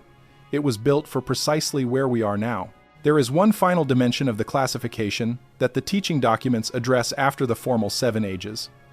A practical appendix dealing with the question the scribes anticipated Adaba students would most want answered: how do I actually recognize my own soul age? The answer is characteristically indirect, and the indirection is itself part of the answer. Accurate recognition of your own soul age is the last skill to develop, not the first. Students who have just encountered the classification will be tempted to locate themselves quickly and confidently in one of the 7 categories. The scribes say this tendency is itself a diagnostic signal. The student who is most confident about their own soul age at first encounter is probably at an early stage. Not because confidence is a sign of early age in general, but because the particular confidence that arises immediately upon encountering a classification system and identifying yourself within it, without the significant period of observation and self-questioning that accurate self-recognition requires, comes from insufficient complexity in the self-model. The soul that has developed the depth the later stages represent has also developed enough awareness of its own tendency to misread itself that it holds its self-recognition tentatively. The practice the scribes recommend for developing accurate self-recognition is extended observation. Not meditation in any specific technical sense, though the practice has qualities that overlap with what later traditions would call contemplative practice. Extended observation of your own reactions across a significant span of time, not hours or days, but months and years. Observation specifically of where your characteristic traps arise, how clearly you can see them in real time versus in retrospect, what the quality of your relationship to the prior stages feels like, and whether the next stage's signals have begun to surface. These 4 observations, which correspond to the 4 signs of position, give the most reliable available basis for self-recognition, more reliable than identifying with the stage descriptions in the direct way that most first encounters with the classification produce. The scribes add that the observation should include observation of other people's recognition of you, not in the sense of seeking others' assessments of your soul age, but in observing what quality of response you tend to elicit from people at different stages. If the pattern of your interactions with people at various soul ages matches the patterns the classification describes, that is corroborating evidence for a self-recognition arrived at through internal observation. Convergence between internal observation and the patterns of external response is the closest the classification can bring you to reliable self-recognition without the institutional infrastructure of the Adaba and the register. The scribes close this practical appendix with an observation that is, like the marginal notes at the 1st and 6th age sections, in a slightly different register from the surrounding material, the soul that asks which age it is at is already further than the first. This is not flattery. It is a structural observation about the classification. The first age soul does not ask which age it is at, because the first age soul does not have the internal architecture yet to form that question in a way that is genuinely about self-recognition rather than self-categorization for social purposes. The question of which soul age you occupy, asked seriously, held carefully, observed over time, is itself a third age question. Asking it does not place you at the third age, but it does confirm that you are not at the first or second. The asking of the question is a position indicator. The seriousness with which you hold the question without rushing to answer it is a further indicator, and the quality of the observation you are willing to sustain across time, watching yourself without the urgency to arrive at a final determination, that is the most sensitive indicator of all. The Nippur teaching documents do not conclude with a grand statement. The Adaba tradition did not do grand statements in that way. The final tablet of the Soul Age classification section ends mid-collection in the Nippur corpus, as many tablets do. The physical medium that carried the knowledge had a finite surface, and the final lines of the final tablet are the final lines of the document, without any formal conclusion being required. The scribes wrote. The copyists copied. The system was transmitted. The last line, as recovered in the scholarly translations, is this. The soul that has returned many times knows the house when it sees it, even when the house has changed its walls. What that means for the present context, for a world whose walls have changed considerably from the ones that stood in Nippur when the scribes first inscribed this classification, is the question each person who has absorbed this classification goes away with. Not a question the video can answer. Not a question the teaching documents answer in any explicit sense. A question the Soul Age system was designed to generate in the soul that has absorbed it. The question that the system's 7 stages and 4 position markers and administrative context and thinning time diagnostic have been building toward. From the opening image of the Adaba students copying the tablets in the Great House at Nippur to the final line about the house that is recognized even when its walls have changed. You are somewhere in the arc. The arc is in motion. The thinning time's particular signature is visible in the distribution of soul ages in the world around you. If the teaching documents are right about what that signature looks like, and you know how to read it. The register holds the full record. The weight you carry is not from this life alone. And the house you are building toward, whether you are at the first age building literally or at the 7th age returning to what was there before the beginning, is the same house the system was designed to help you find your way back to. The tablets have been waiting. The system has been incomplete in transmission, but intact in structure. And the thinning time is, if the Sumerians were right about what the thinning time is, the time when the system is most needed and most available to those who are ready to receive it. What the classification says you should do next is what it has always said. Observe. Observe with care, without rushing to conclusions, across a span of time that the urgency of the moment wants to compress. The thinning time creates urgency. The system requires patience. Both of those things are true simultaneously, and the soul age that can hold both of them without resolving the tension into one or the other is the soul age that the thinning time most needs. The house before the house holds the record intact. The record includes you. And the walls, whatever they look like now, are still walls of the same house. The work the classification requires is not separate from the life you are already living. It is the life you are already living, attended to with a quality of awareness that the system was designed to develop. Every interaction, every decision, every relationship, every moment of recognition or missed recognition is the classification still operating. The system does not ask for belief. It asks for observation. What you observe over time is what the Adubba was designed to produce in every student who copied these tablets. A person who knows where they stand in the arc and what precisely this requires.